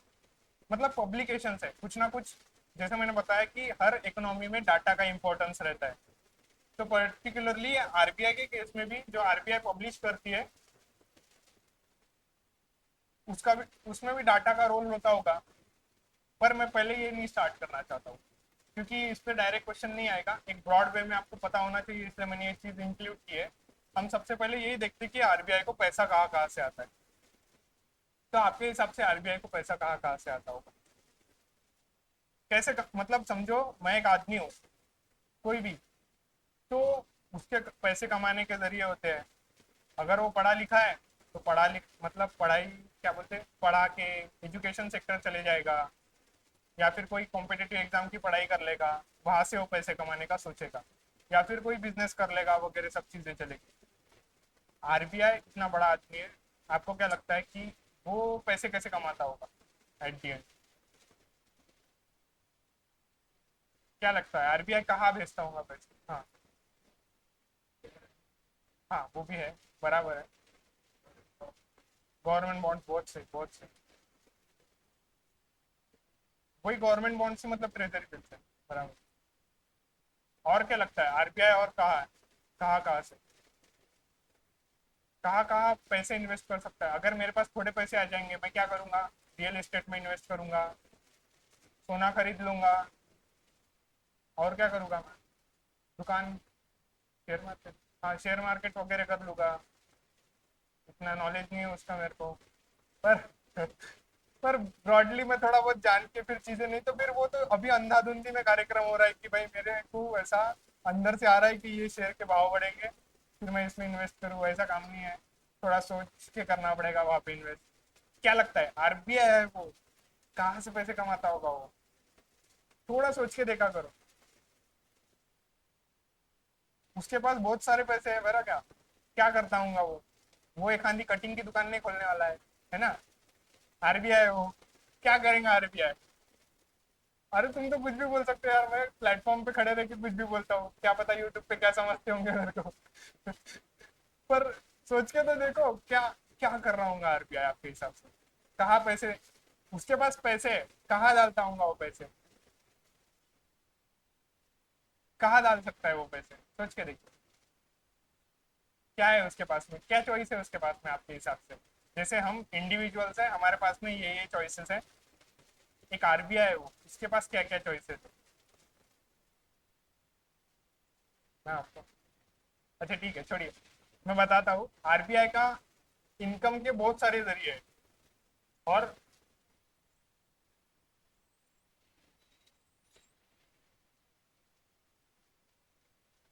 आपको पता है क्या, आरबीआई में जो ऐसा ग्रेड बी वगैरह बनता है ना, मतलब जिसका आरबीआई की कोई एग्जाम अगर क्रैक हो जाती है, तो उसको बाइज्जत, अगर वो मुंबई में होगा तब भी उसको 1 BHK 2 BHK के ऊपर मिलता है उसको रहने के लिए। मैंने पहले सुना था ओएनजीसी में, मेरे कुछ तो ऐसे पहचान के थे, उनके पास में 6 से 7 रूम का घर था ओएनजीसी में रहने का, वो अच्छे खासे पोस्ट पे थे, मुंबई के अंदर घर था उनका ओएनजीसी में, इतना बड़ा पैसा था उनके पास। तो सोचिए, आरबीआई के पास उतना पैसा कमाने का जरिया भी होना चाहिए एट दी एंड। अब जो वो फॉरेन एक्सचेंजेस उसके पास में आएंगे एट दी एंड, तो उससे भी वो पैसे कमाता है। समझो डॉलर आ रहे हैं उसके पास में, तो वो उसके पास लेके बैठेगा नहीं। शास्त्रों में एक चीज लिखी है, मैंने भी शास्त्र नहीं पढ़े, मैंने वो स्टेटस कुछ तो पढ़ा था, शॉर्ट्स वगैरह देख रहा था यूट्यूब पे, तो वहां पे एक चीज बताई गई थी कि भाई जितना पैसा तुम संभाल के रखोगे घर के अंदर, उतना पैसों का लॉस होएगा, क्योंकि पैसे एक पॉइंट के बाद उसकी वैल्यू छोड़ते हुए जाते हैं। पर जितना पैसा आप इन्वेस्ट करोगे, तो उतना पैसे की वैल्यू धीरे धीरे करके बढ़ती जाती है। अब उसको थोड़े ना थोड़े रेस्ट्रिक्शंस तो रहते ही है, अब वो एकदम कहाँ पे भी पैसे नहीं डाल दोगे आप। तो सपोज करिए आरबीआई के पास में फॉरेन एक्सचेंजेस आ रहे हैं। अब आरबीआई अकेला सेंट्रल बैंक नहीं है, बहुत सारे देशों में बहुत सारे सेंट्रल बैंक है।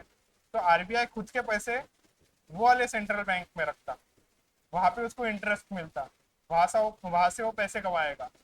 तो क्या करेगा वो, जो मार्केट आता है, जैसे यहाँ पे का अपना मार्केट है, ओपन मार्केट ऑपरेशन वगैरह मैंने आपको पढ़ाया है। तो यहाँ पे वो गवर्नमेंट सिक्योरिटीज वगैरह बेचता है। पर जब फॉरेन एक्सचेंजेस के बारे में बात निकलेगी, तो ये इंटरनेशनल लेवल का जो मार्केट है वहां पे जाएगा, और वहां पे जो इसके पास में फॉरेन एक्सचेंज है, डॉलर वगैरह, ये वहां बेचेगा। अब तुम्हारे को लग रहा होगा कि फायदा क्या होगा। डॉलर का वैल्यू कांस्टेंट नहीं है ना, थोड़ी ना थोड़ी बढ़ेगी, थोड़ी ना थोड़ी घटेगी एट दी एंड।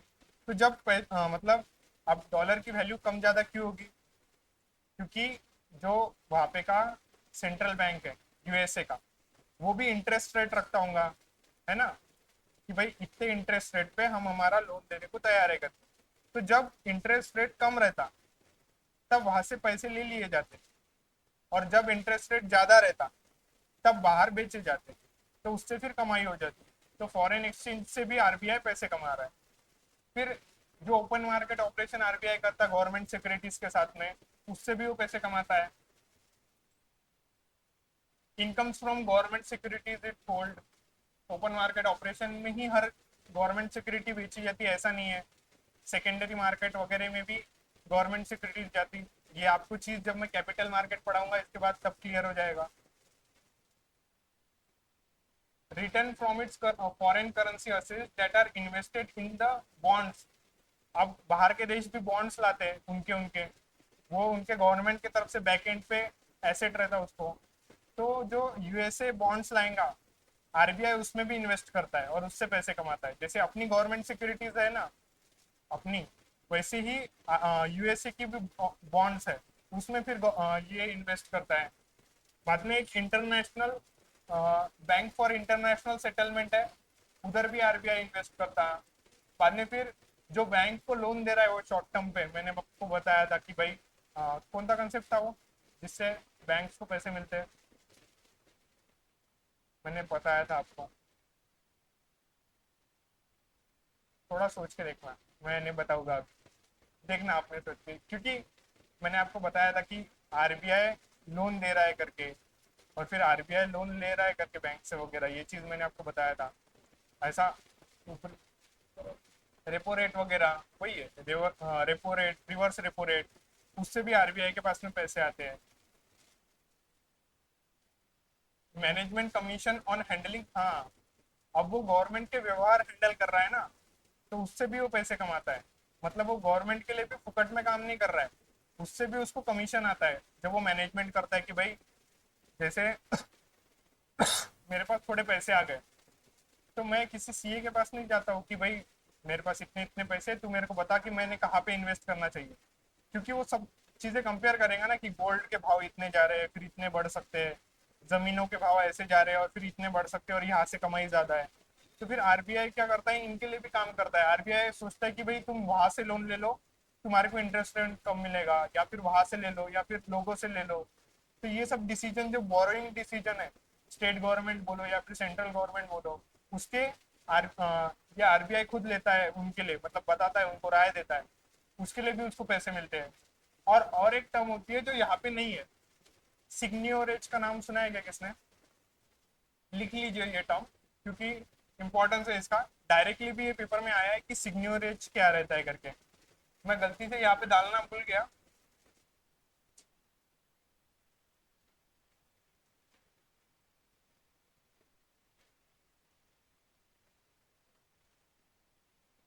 फोटो भी निकाल लिया तब चलेगा। तो मोर और लेस यही स्पेलिंग है शायद उसका। आपने ऐसा थोड़ा सा मेरे को लग रहा है कि कुछ तो इधर उधर हुआ होगा, तो उतना देख लीजिएगा।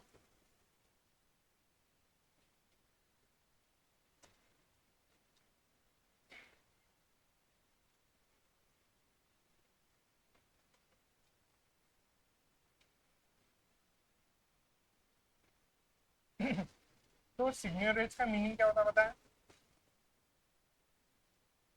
क्या लगता है क्या होगा? टर्म पे से कुछ ध्यान में नहीं आने वाला, पहले बता दे रहा हूँ। थोड़ा सा टेक्निकल है, मतलब टर्म टेक्निकल है। उसका जो आंसर है वो बहुत ईजी है। जो भी पैसा आरबीआई पैसे बना के, मतलब समझो पैसे क्रिएट कर रही है ना, वो इशूइंग अथॉरिटी है पैसे ऊपर। तो वो जो पैसे क्रिएट कर रही है उससे भी वो पैसे कमाती है एट दी एंड। तो उसे वो सिग्न्योरेज बोला जाता है करके, ऐसा है वो नाम। जो आरबीआई पैसे बनाने में खर्चा कर रही है ना, पैसे मतलब एक नोट बनाने के पीछे कुछ ना कुछ पैसों का खर्चा हो गया, ओके। तो उससे जो पैसे बनाकर वो पैसे कमाती है, मतलब अब इशूइंग अथॉरिटी है आरबीआई, उसको मतलब गवर्नमेंट उसको कुछ ना कुछ पैसे देती होंगी क्योंकि वो इश्यू कर रही है करके, ये वाले सेंस में। बाद में फिर वो मार्केट में भी मनी सर्कुलेशन का काम कर रही है। और आरबीआई ऐसा है कि सपोज करिए, आरबीआई समझो आरबीआई ने इकोनॉमी में 100 रुपए लाए, ओके। अब आरबीआई की रिस्पॉन्सिबिलिटी है कि 100 रुपए के लिए वो लाइबल है कि भाई 100 रुपए तेरे को देना ही देना है। अब वो इकोनॉमी में जो उसने 100 रुपए लाए हैं, तो पहले ऐसी चीज होती थी कि तेरे को उसके बैक एंड पे कोई ना कोई एसेट रखना पड़ेगा। तो 100 रुपए लाने के लिए सपोज उसने 1 ग्राम की वैल्यू सपोज करो सोने की उतनी है, तो उसने बैक एंड पे 1 ग्राम सोना रखा है 100 रुपए के लिए। तो अब ये जो सोना रखा है वो उसको भी घुमा सकती है मार्केट के अंदर, बाहर बाहर ट्रेड वगैरह करके। ये इकोनॉमी मतलब ये वाला जो कमोडिटी है उसके पास, उसको भी वो घुमा सकती है। और जो आपके पास पैसा आया है जिसके लिए आरबीआई रिस्पॉन्सिबल है, पर वो पैसों की वैल्यू जाएंगी ना जब इन्फ्लेशन बढ़ जाएगा। तो फिर प्लस 100 रुपए के जो 100 रुपए जो होते हैं, जैसे आपने 1 रुपए में 4 गुपचुप किसने खाया है? आप मेरे टाइम पे 2 मिलते थे कुछ, 2 मिलते थे है ना। आप किसी ने नहीं खाया अच्छा 2 तो खाए हो गए। तो ठीक है, ओके। तो फिर आप क्या हो गया, अब 1 रुपए में एक भी गुपचुप नहीं मिलता है। 1 रुपए की वैल्यू कम, अब एक प्रोपोर्शन में 10 रुपए की वैल्यू तक हो गई है ना। मतलब महंगाई बढ़ गई, उसकी वजह से जो प्रोडक्ट की वैल्यू है वो भी बढ़ गई, उसकी वजह से जो मतलब क्या बोल सकते हैं, एक इन्फ्लेशन है महंगाई बढ़ने की वजह से, वो जो पैसे है उसकी वैल्यू कम हो गई। तो जैसे ही पैसों की वैल्यू कम हो जाती, अब वो पैसों की वैल्यू क्यों कम हुई है?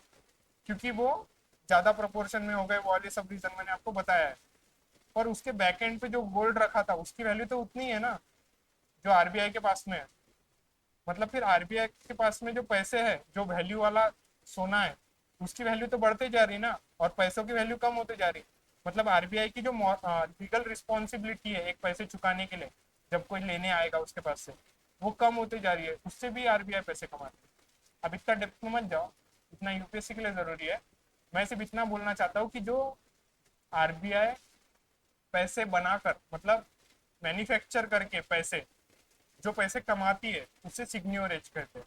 ब्रॉडली बस इतना याद रखिए, ये इतना डेप्थ में जाने की जरूरत नहीं।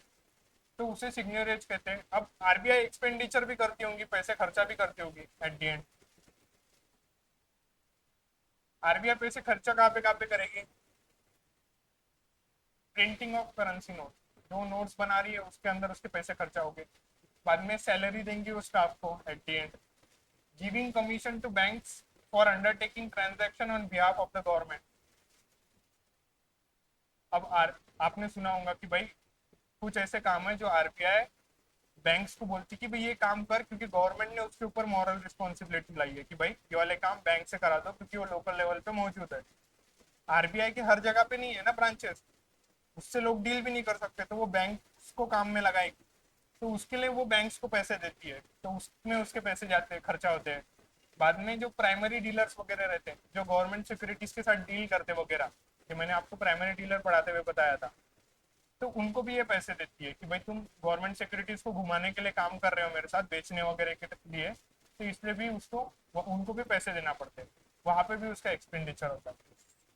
अब ये थोड़े फैक्ट्स हैं जो आने वाले दिनों में चेंज होंगे जब आप एग्जाम दोगे, या फिर हो सकते नहीं हो सकते। पर ब्रॉडली ऐसा है कि भाई गवर्नर शक्तिकांत दास है, बाद में फिर ये बाकी सब उनके डिप्यूटी गवर्नर है। इनका ज़्यादा इतना इम्पोर्टेंस नहीं है। अगर इन्हें कोई कमेटी में नियुक्त किया गया कि ये पर्टिकुलर पर्सन है, इससे गौर मतलब आरबीआई ने किसी कमेटी के ऊपर नियुक्त किया है कोई काम करने के लिए, तब इनका नाम थोड़ा ज़्यादा इम्पोर्टेंट हो जाता है, अभी वो उतना इम्पोर्टेंट नहीं। अब हम आरबीआई के जो पब्लिकेशंस है, मैंने आपको बताया कि आरबीआई क्या क्या पब्लिश करती है, वो देख लेते हैं कि आरबीआई क्या क्या पब्लिश कर रही है करके। इस हिसाब से आरबीआई का इनकम है और इस हिसाब से आरबीआई का एक्सपेंडिचर। ये है आरबीआई के पब्लिकेशन जो आरबीआई पब्लिश करती है। एक है financial stability report, eight the and वो सेंट्रल बैंक है तो फाइनेंशियल स्टेबिलिटी रिपोर्ट मतलब देगी ही देगी। अब इस पे क्वेश्चंस कैसे आ सकते हैं, क्योंकि ऐसा लग रहा होगा ना, क्योंकि ये वाली चीजें कहाँ पे भी अड्डा वगैरह पे कवर्ड नहीं है, तो कभी कभार एक अच्छे आदमी को ये डाउट आ सकता है कि सर ज्यादा पढ़ा रहे हैं क्या। तो ऐसा नहीं है, ये थोड़ा अब वो अड्डा की जो बुक है वो करंट अफेयर इंक्लूडेड नहीं है उसमें, ओके। तो ये थोड़ा एक ब्रॉडली याद रखो कि ये अगर ऐसा स्टेबिलिटी रिपोर्ट आ जाएगा, अगर करंट अफेयर में होगा, जनरल अवेयरनेस में होगा, तो मैं तो कवर कर ही दूंगा आपका जब वो मैं जनरल अवेयरनेस के लेक्चर लूंगा। पर अगर एक ब्रॉड वे में अगर आपको याद रखना है तो ऐसा रखिए कि फाइनेंशियल स्टेबिलिटी जो रिपोर्ट है वो आरबीआई पब्लिश करती है करके। इतना अंदर जाने की जरूरत नहीं, उसके टर्म्स पे भी आपको समझ जाएगा कि फाइनेंशियल स्टेबिलिटी कितनी है इकोनॉमी में, वो देखने के लिए वो रिपोर्ट लाई जाती है। अब वो मॉनेटरी पॉलिसी रिपोर्ट, वो खुद मॉनेटरी पॉलिसी रिपोर्ट क्यों पब्लिश करेंगे, क्योंकि वो मॉनेटरी अथॉरिटी में है, गवर्नर उसका मेन मेंबर है, इसलिए भी, इसलिए याद रखिए। अब कंज्यूमर कॉन्फिडेंस सर्वे, इसमें वो एक सर्वे लेते हैं जिसमें वो लोगों से पूछा जाता है कि भाई आपको क्या लगता है, इकोनॉमी में आपको कितना भरोसा है, या फिर कितनी महंगाई बढ़ सकती है, मतलब इन ऑल वो लोगों के बीच में जाके एक कॉन्फिडेंस का सर्वे करते हैं कि लोगों का कितना इकोनॉमी पे ट्रस्ट है। अब वो किसी के पास भी नहीं जाते, वो एक प्रॉपर एक डाटा लेते हैं, उनकी एजेंसियां रहती वो प्रॉपरली जाते हैं। वो ऐसा लोगों से डायरेक्ट भी बात नहीं करेंगे मे बी, तो फिर वो जहाँ पे उनका काम है, समझो हेल्थ सेक्टर में जाएंगे, वहां देखेंगे कितना खर्चा हो रहा है लोगों का, कितने लोग खर्चा कर पा रहे हैं, कितने लोग लोन ले रहे हैं। ये सब चीजें देखकर भी फिर वो सर्वे करते हैं कि भाई कॉन्फिडेंस कितना है लोगों का इकोनॉमी के अंदर। इन्फ्लेशन एक्सपेक्टेंसी सर्वे, वो भी वो हाउस होल्ड वगैरह से करते हैं एट दी एंड, तो फिर वही कि भाई महंगाई कितनी बढ़ सकती है, आपको क्या लगता है, वो वाले सेंस में वो चीजें रहती। बाद में report on foreign exchange reserve. अब फॉरेन एक्सचेंज रिजर्व मैंने आपको बताया कि फॉरेन एक्सचेंज आरबीआई खुद मैनेज करता है, तो वो उसके लिए भी एक रिपोर्ट लाएगा कि भाई कितना है नहीं है वगैरह सब चीजें। डिजिटल पेमेंट इंडेक्स, इसीलिए भाटी वाले के पास भी क्यूआर कोड पहुंचा है, ये सर्वे में होगा शायद। तो मतलब एट दी एंड वो देखते हैं कि डिजिटल पेमेंट कितने क्या बोलते हैं सक्रिय रूप से लोगों तक पहुंच चुका है, कितने लोग डिजिटल पेमेंट पे विश्वास रख रहे हैं, या फिर कितने लोग उस चीज को एक्सेप्टेबिलिटी कितने लोगों की है, ऐसे सेंस में। तो ये उसका इंडेक्स है। तो मोर और लेस आपका ये भी कंप्लीट हो गया। अब सिर्फ एक टॉपिक बचा है अपना, कैपिटल मार्केट। उसके बाद फाइनेंशियल मार्केट खत्म हो जाएगा और मोर और लेस पूरा बैंकिंग अवेयरनेस का जो चीज़ें हैं मेन, वो अपनी कंप्लीट हो जाएगी। और मैं ये बोलना चाहता हूँ कि अगर कोई टॉपिक आपको लग रहा है कि छूट गया है पर्टिकुलरली, तो आप मुझे इन्फॉर्म कर दीजिएगा, मैं वो अगले लेक्चर में, मतलब अगले लेक्चर में मेरे हिसाब से general awareness properly current affair हिसाब से स्टार्ट कर देते हैं, क्योंकि आगे इंश्योरेंस सेक्टर्स की एग्जाम आएंगी, एसबीआई का क्लर्क का एग्जाम होगा, पीओ का एग्जाम होगा, फॉर्म भर दीजिएगा, देखते हैं कैसे होते हैं कैसे नहीं होते हैं चीजें। फिर अभी सिर्फ एक टॉपिक बचा है कि भाई कैपिटल मार्केट क्या होता है।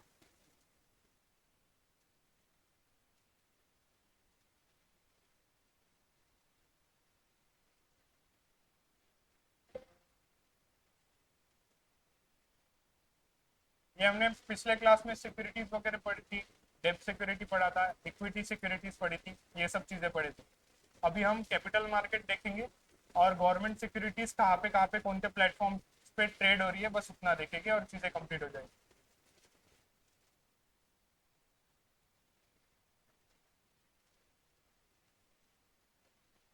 ये ट्रेडिंग प्लेटफॉर्म्स है, ये मैं थोड़ा बाद में लेता हूँ, थोड़ा इंटरेस्टिंग क्लास रहे तो ठीक रहता है। हाँ। अब ये कैपिटल मार्केट है, जिसकी दो इसमें डिवीजन की गई है, एक प्राइमरी मार्केट और सेकेंडरी मार्केट। अब एक मतलब लॉजिकल थिंग है, आप सोचेंगे कि भाई डिवीजन क्यों की गई है प्राइमरी मार्केट और सेकेंडरी मार्केट, तो उसका डिफरेंस देखते हैं।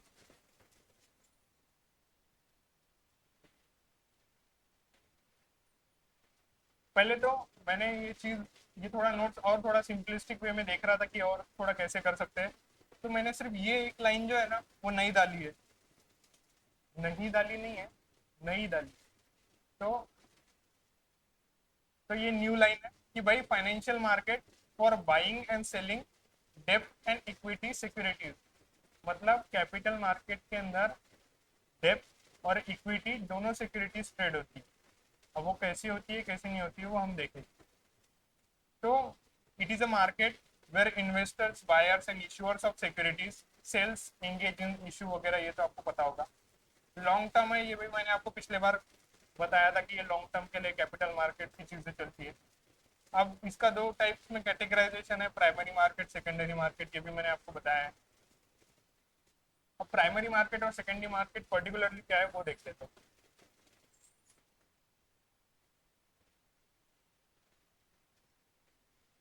इन दिस मार्केट सिक्योरिटीज जो है, shares debenture bond etcetera, are offered to the public, public को पहले बार public for the first time. ये फर्स्ट टाइम जो होता है ना, आपने शायद से इसका इनिशियल पब्लिक ऑफरिंग का नाम सुना होगा, आईपीओ का नाम सुना होगा, शायद नहीं सुना है क्या, कोई बात। तो इसमें क्या होता है, जो सिक्योरिटीज होती है वो पब्लिक को दी जाती है, और जो फर्स्ट टाइम दी जाती है उसे प्राइमरी मार्केट बोला जाता है। और जो प्राइमरी मार्केट में फर्स्ट टाइम दी जाती है ना सिक्योरिटीज, उसे ही सेकेंडरी मार्केट में बाद में सेल किया जाता है। ऐसा कैटेगराइजेशन है। पर थोड़ा और डेप्थ में देखते हैं चीजें कैसे। In the primary market issues are classified into public rights और प्रेफरेंशियल इश्यूज। ये तीन टाइप्स में प्राइमरी मार्केट के अंदर जो सिक्योरिटीज आती है वो करते हैं, हम डील करते हैं। एक तो पब्लिक वाली, फिर दूसरा राइट्स वाली, और तीसरा प्रेफरेंशियल वाली। जो पब्लिक वाली है ना, the public issues are classified in two things. एक तो इनिशियल पब्लिक ऑफरिंग, और दूसरा है कि फॉलो ऑन पब्लिक ऑफरिंग। मतलब कोई भी एक समझो कंपनी है, ओके, उसको उसके शेयर्स मार्केट में लाना है, तो उसको पहले सबसे पहले कैपिटल मार्केट में लाना पड़ेगा अगर उसको पब्लिक को देना है तो। उसे इनिशियल पब्लिक ऑफरिंग कहा जाता है। तो अगर वो इनिशियल पब्लिक ऑफरिंग कर रहा है, इनिशियली मतलब कोई भी जो कंपनीज है वो उसके सबसे पहले शेयर कैपिटल मार्केट में लाएगा। कैपिटल मार्केट में भी कहाँ पे लाएगा, प्राइमरी मार्केट में लाएगा। और प्राइमरी मार्केट में लाने के बाद में अगर उसको बाद में और इश्यू करना है उसके सेल वो वाले, तो वो भी वो फर्दर जो फॉलो ऑन पब्लिक ऑफरिंग है ना उसमें कर सकता है। तो बस इतना ही है पब्लिक का, कि भाई इनिशियल पब्लिक ऑफरिंग वहाँ होती है वगैरह। राइट्स इशू, इसमें क्या होता है, व्हेन अ लिस्टेड कंपनी, अगर कोई कंपनी लिस्टेड है, उसने उसके इनिशियल पब्लिक ऑफरिंग वगैरह किया है, पर proposes to issue fresh securities, अगर वो उसके नए सिक्योरिटीज अगर लाना चाहता है to its existing share holder, जिसके पास अभी शेयर्स है उन्हीं को अगर वो देना चाहता है, तो उसे राइट्स इश्यू कहते हैं। अब कैसे याद रहेगा, तो ऐसा सोचिए कि भाई जिनके पास पहले से शेयर्स है उनके पास राइट है, ऐसा याद रखें तो ठीक रहेगा। तो एक प्राइवेट प्लेसमेंट भी रहता है। इसमें क्या होता है, is an issue of shares और convertible securities by company to a select group. एक पर्टिकुलर ग्रुप होता है, उसको ये प्राइवेट प्लेसमेंट मतलब किया जाता है, ये पब्लिक के लिए नहीं लाया जाता है। Of person under the provisions of Indian companies act 1956। मतलब तीन कैटेगराइजेशन है, पब्लिक, राइट्स और प्रेफरेंशियल। अगर पब्लिक वाला हो रहा होगा तो मे बी वो ऐसा होगा कि वो कंपनी सबसे पहले लिस्ट होगी शेयर मार्केट में। वो लिस्ट हो रही है मतलब वो इनिशियल पब्लिक ऑफरिंग करेंगी, शेयर्स देंगी लोगों को, और उसके वजह से लोगों को शेयर्स मिलेंगे वगैरह सब चीजें, वो इनिशियल पब्लिक ऑफरिंग। दूसरा राइट्स वाला मैंने आपको बताया था कि जिनके पास अभी शेयर्स है उन्हीं को अगर वो कंपनी देना चाहती है तो उसके लिए भी फिर वो राइट्स वाला एक कंसेप्ट है। और थर्ड थिंग है कि प्रेफरेंशियल, मतलब एक पर्टिकुलर ग्रुप है और उसी वो ग्रुप के चार पांच लोगों में प्राइवेट रखना चाहते हैं वो शेयर्स, उसे भी फिर वो प्रेफरेंशियल ट्रीटमेंट बोला जाता है। ऐसा है। अब आपको प्राइमरी मार्केट समझ गया होगा। अब हम सेकेंडरी मार्केट देखते हैं कि सेकेंडरी मार्केट पर्टिकुलरली क्या है। जो सिक्योरिटीज प्राइमरी मार्केट में ला ली गई है तो वो कम लोगों के बीच में ट्रेड होती है। एकदम से प्राइमरी मार्केट में सब लोगों को जाने की इजाजत नहीं रहती, उसमें प्राइमरी डीलर्स वगैरह सब चीजें आती हैं। तो जब सेकेंडरी मार्केट में प्राइमरी मार्केट से होती हुई सिक्योरिटीज आती है, तो फिर once the securities are issued in the primary market or listed in the stock exchanges, this can be traded in a market called the secondary market. अब वो इन्वेस्टर्स को बाय और सेल करने का प्लेटफॉर्म है, ये तो आपको पता ही होगा एट द एंड। अब ये इंस्ट्रूमेंट्स हैं कैपिटल मार्केट के। इक्विटी आपको पता है शेयर्स वगैरह के साथ होगा। बाद में क्यूमुलेटिव प्रेफरेंस शेयर, ये एक ब्रॉड वे में याद रखो, इसके टेक्निकल डेप्थ में जाने की जरूरत नहीं क्योंकि एकदम से क्वेश्चंस नहीं आते, पर ये टूल्स है जिसको लेकर कैपिटल मार्केट में चीजें चलाई जाती है। Cumulative preference share, cumulative convertible preference share और डिबेंचर्स। डिबेंचर्स मतलब डेप्स वगैरह ऐसा कंसिडर करते बस। अब एक सिक्योरिटीज ट्रांजैक्शन टैक्स रहता, मतलब कोई भी सिक्योरिटीज अगर प्लेटफॉर्म पे ट्रेड हो रही है, अपने देश में अगर कोई भी सिक्योरिटीज चल रही है, तो उसके लिए कोई ना एक टैक्स दिया जाता है। वो लोग दोनों पार्टीज के तरफ से, जो खरीदने वाला है उसे भी टैक्स देना पड़ता है और जो बेचने वाला है उसे भी गवर्नमेंट को टैक्स देना पड़ता है कि ये मेरी सिक्योरिटी है और ये मैं बेच रहा हूँ। तो it is a tax levied on all the transaction done on the stock exchanges at rate prescribed by the central government from time to time। और ये इसका एक्ट, इसका जो रूल्स है वो 2004 में आए थे वगैरह, इतना कुछ याद रखने की जरूरत। अब फाइनेंशियल मार्केट के रेगुलेटर्स कौन होंगे? आरबीआई होगा ही होगा, सेबी होगा क्योंकि सिक्योरिटीज के साथ डील कर रहे हैं। अब इसमें insurance regulatory and development authority भी होगी क्योंकि भाई उसके भी शेयर्स हो गए पीछे के, बिकेगे वगैरह, वो सब चीजें इसमें रहेगी। ऐसा है, मतलब अगर क्वेश्चन आ गया। अब ये फोर्थ थिंग ये भी है कि pension fund regulator and development authority भी इसमें पार्ट लेती है क्योंकि मतलब जो पैसे आते हैं पेंशन के, वो भी कहाँ ना कहाँ सिक्योरिटीज वगैरह में कहाँ ना कहाँ तो इन्वेस्ट करना ही पड़ता होगा ना, उनको भी पैसे कमाने हैं वाले सेंस में। तो इस पे क्वेश्चन अगर आने का रहा तो ऐसा आएगा कि भाई कहाँ पे, मतलब कौन कौन सी अथॉरिटी है फाइनेंशियल मार्केट को रेगुलेट करने वाली। तो वहाँ पे सिर्फ आरबीआई का नाम मत सोचना, उसमें फिर 2-4 लोग और ये वो 2-4 लोग। अब एक आखिरी चीज बची है कि गवर्नमेंट सिक्योरिटीज कौन से ट्रेडिंग प्लेटफॉर्म पे ट्रेड हो रही है, तो मैं आपको वो ट्रेडिंग प्लेटफॉर्म बता देता हूँ।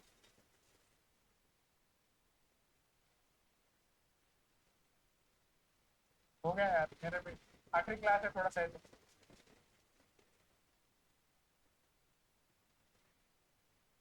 देख, 3 प्लेटफॉर्म्स है जहाँ पे ये चीजें ट्रेड होती है पर्टिकुलरली। तो वो है negotiated dealing system, order matching, over the counter, NDS, poem, web करके। तो negotiated dealing system order matching मतलब एक ऐसी प्लेटफॉर्म है जो 2005 के अंदर आया था। इसमें अनोनिमस वे में आप अपना जो गवर्नमेंट सिक्योरिटीज है वो ट्रेड कर सकते हैं। सच्ची बताओ क्या इसमें इतना कुछ नहीं, जैसे वैसा दिया है मैंने क्योंकि वो चीज़ इंक्लूडेड होना चाहिए नोट्स के अंदर। तो ब्रॉडली आप भी अगर पढ़ लोगे तो पढ़ लो, अगर पढ़ाना होगा तो बता दो। ओवर द काउंटर पता है? काउंटर पता है आपको? काउंटर क्या रहता? काउंटर पता है मैं आपको? कुछ नहीं होता, चलने दीजिए। तो ओवर द काउंटर क्या होता है पता है क्या? कि काउंटर होता है जहाँ पे आप डीलिंग वगैरह कर रहे हो या फिर कोई गुड्स बेच रहे हो। तो अगर काउंटर पे भी एक ब्रॉड वे में वैसा है उसका कि भाई काउंटर पे अगर चीजें चल रही है ओवर द काउंटर, तो उसे फिर टेलीफोनिक मार्केट वगैरह ऐसे चीज में है वो, कि भाई ट्रेड हो रही है। इतना डेप्थ में नहीं जाएंगे, ये थोड़ा सा यूपीएससी वाला कार्यक्रम चालू हो जाता है। ब्रॉडली याद रखना कि इतना है। सो मोर और लेस बैंकिंग अवेयरनेस खत्म हो गया है। थोड़ी चीजें बाकी है, जैसे एटीएम्स बाकी है, क्रेडिट कार्ड, डेबिट कार्ड वगैरह में फर्क वगैरह बाकी है थोड़ा बहुत। बाद में टाइप्स ऑफ बैंकिंग बाकी है कि भाई पैरा बैंकिंग वगैरह वगैरह क्या रहता है, और रिस्क ऑफ बैंकिंग वगैरह बाकी है। मतलब कुल मिला के 7-8 टॉपिक है जो आधे घंटे में सब कंप्लीट हो जाएंगे। पर वो मैं ऐसा करूँगा कि मैं जनरल अवेयरनेस पे ज़्यादा फोकस करना चाहता हूँ अगले लेक्चर से, तो वो करा करूँगा और आखिरी के 10-15 मिनट में एक एक टॉपिक कंप्लीट कर लेंगे। तो इस हिसाब से बैंकिंग अवेयर मतलब कंप्लीट हो जाएगा। पर बता दूं कि अभी जो हुआ है ना 5 लेक्चर में आपका कंप्लीट हो गया है, तो नोट्स पढ़ लेना क्योंकि जब जनरल अवेयरनेस की बात आएंगी ना तो फिर मेरे को सच में ऐसा पोस्टमार्टम हिसाब से नहीं बैठना है क्लास में। तो थोड़ा सा एक्टिव रखना चीज़ें, क्योंकि अगर समझेंगी तो आपके फायदे की, नहीं तो मैं तो हुई चलने दीजिए। ठीक है, thank you, happy Diwali to all.